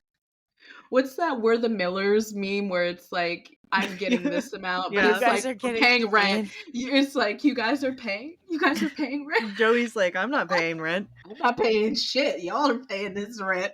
Yep. I can see that. Oh my gosh. That Yeah. movie is so fucking hilarious. That It is. a good is. movie. The renaissance that movie has had for some like odd ass reason. It's very memeable. Like, it is. Because that kid who grew up to be insanely hot was very memeable at that Yeah. time, quite frankly. With his eyebrows. I don't I even know that completely actor's forgot name. about I think that. it's Will something. But I don't know, but We're have the you seen Millers. The Bear? Because he's really We're fucking the hot now. I have not We're the seen The Bear. Millers. Watch it, guys. Me either. Um. Okay. All right. 5 hours later. Yeah. Thanks for listening to your mom's Pahdcast. Join us next week to talk about Together Forever, in which Craig contemplates going solo and the birth of a whole ass baby is relegated to the B plot. Eevee, do you want to read the sponsored by? I would love to. This episode of Your Mom's Podcast was made possible in part by View Universe, Poutine, and support from viewers like you. Thank you for listening. Thank you. Thank you. We would like to take a moment to thank our Patreon subscribers. Tay, Eevee, Miranda, and an extra special thank you to our TiddySnake producers, Alyka, Brandi, Chelsea, Corrie. and Tawny. Thank Thanks, guys. you guys. Love you. If you'd like to further support our show, you can find us on TikTok and Facebook as Your Mom's Pahdcast. We also have a Facebook group of the same name. And you can find us on Instagram at YMPadcast. Your Mom's Pahdcast is available on Spotify, Apple Podcasts, YouTube, or wherever you get your podcasts. Subscriptions and reviews are another great free way to support us. However, if you're interested in supporting us in not free ways, we have a lot of great bonus content on our Patreon, and some great merch at our shop, which can be found at your-moms-padcast-shop.fourthwall.com. And remember, that's Pahdcast. Pahdcast. Thank you.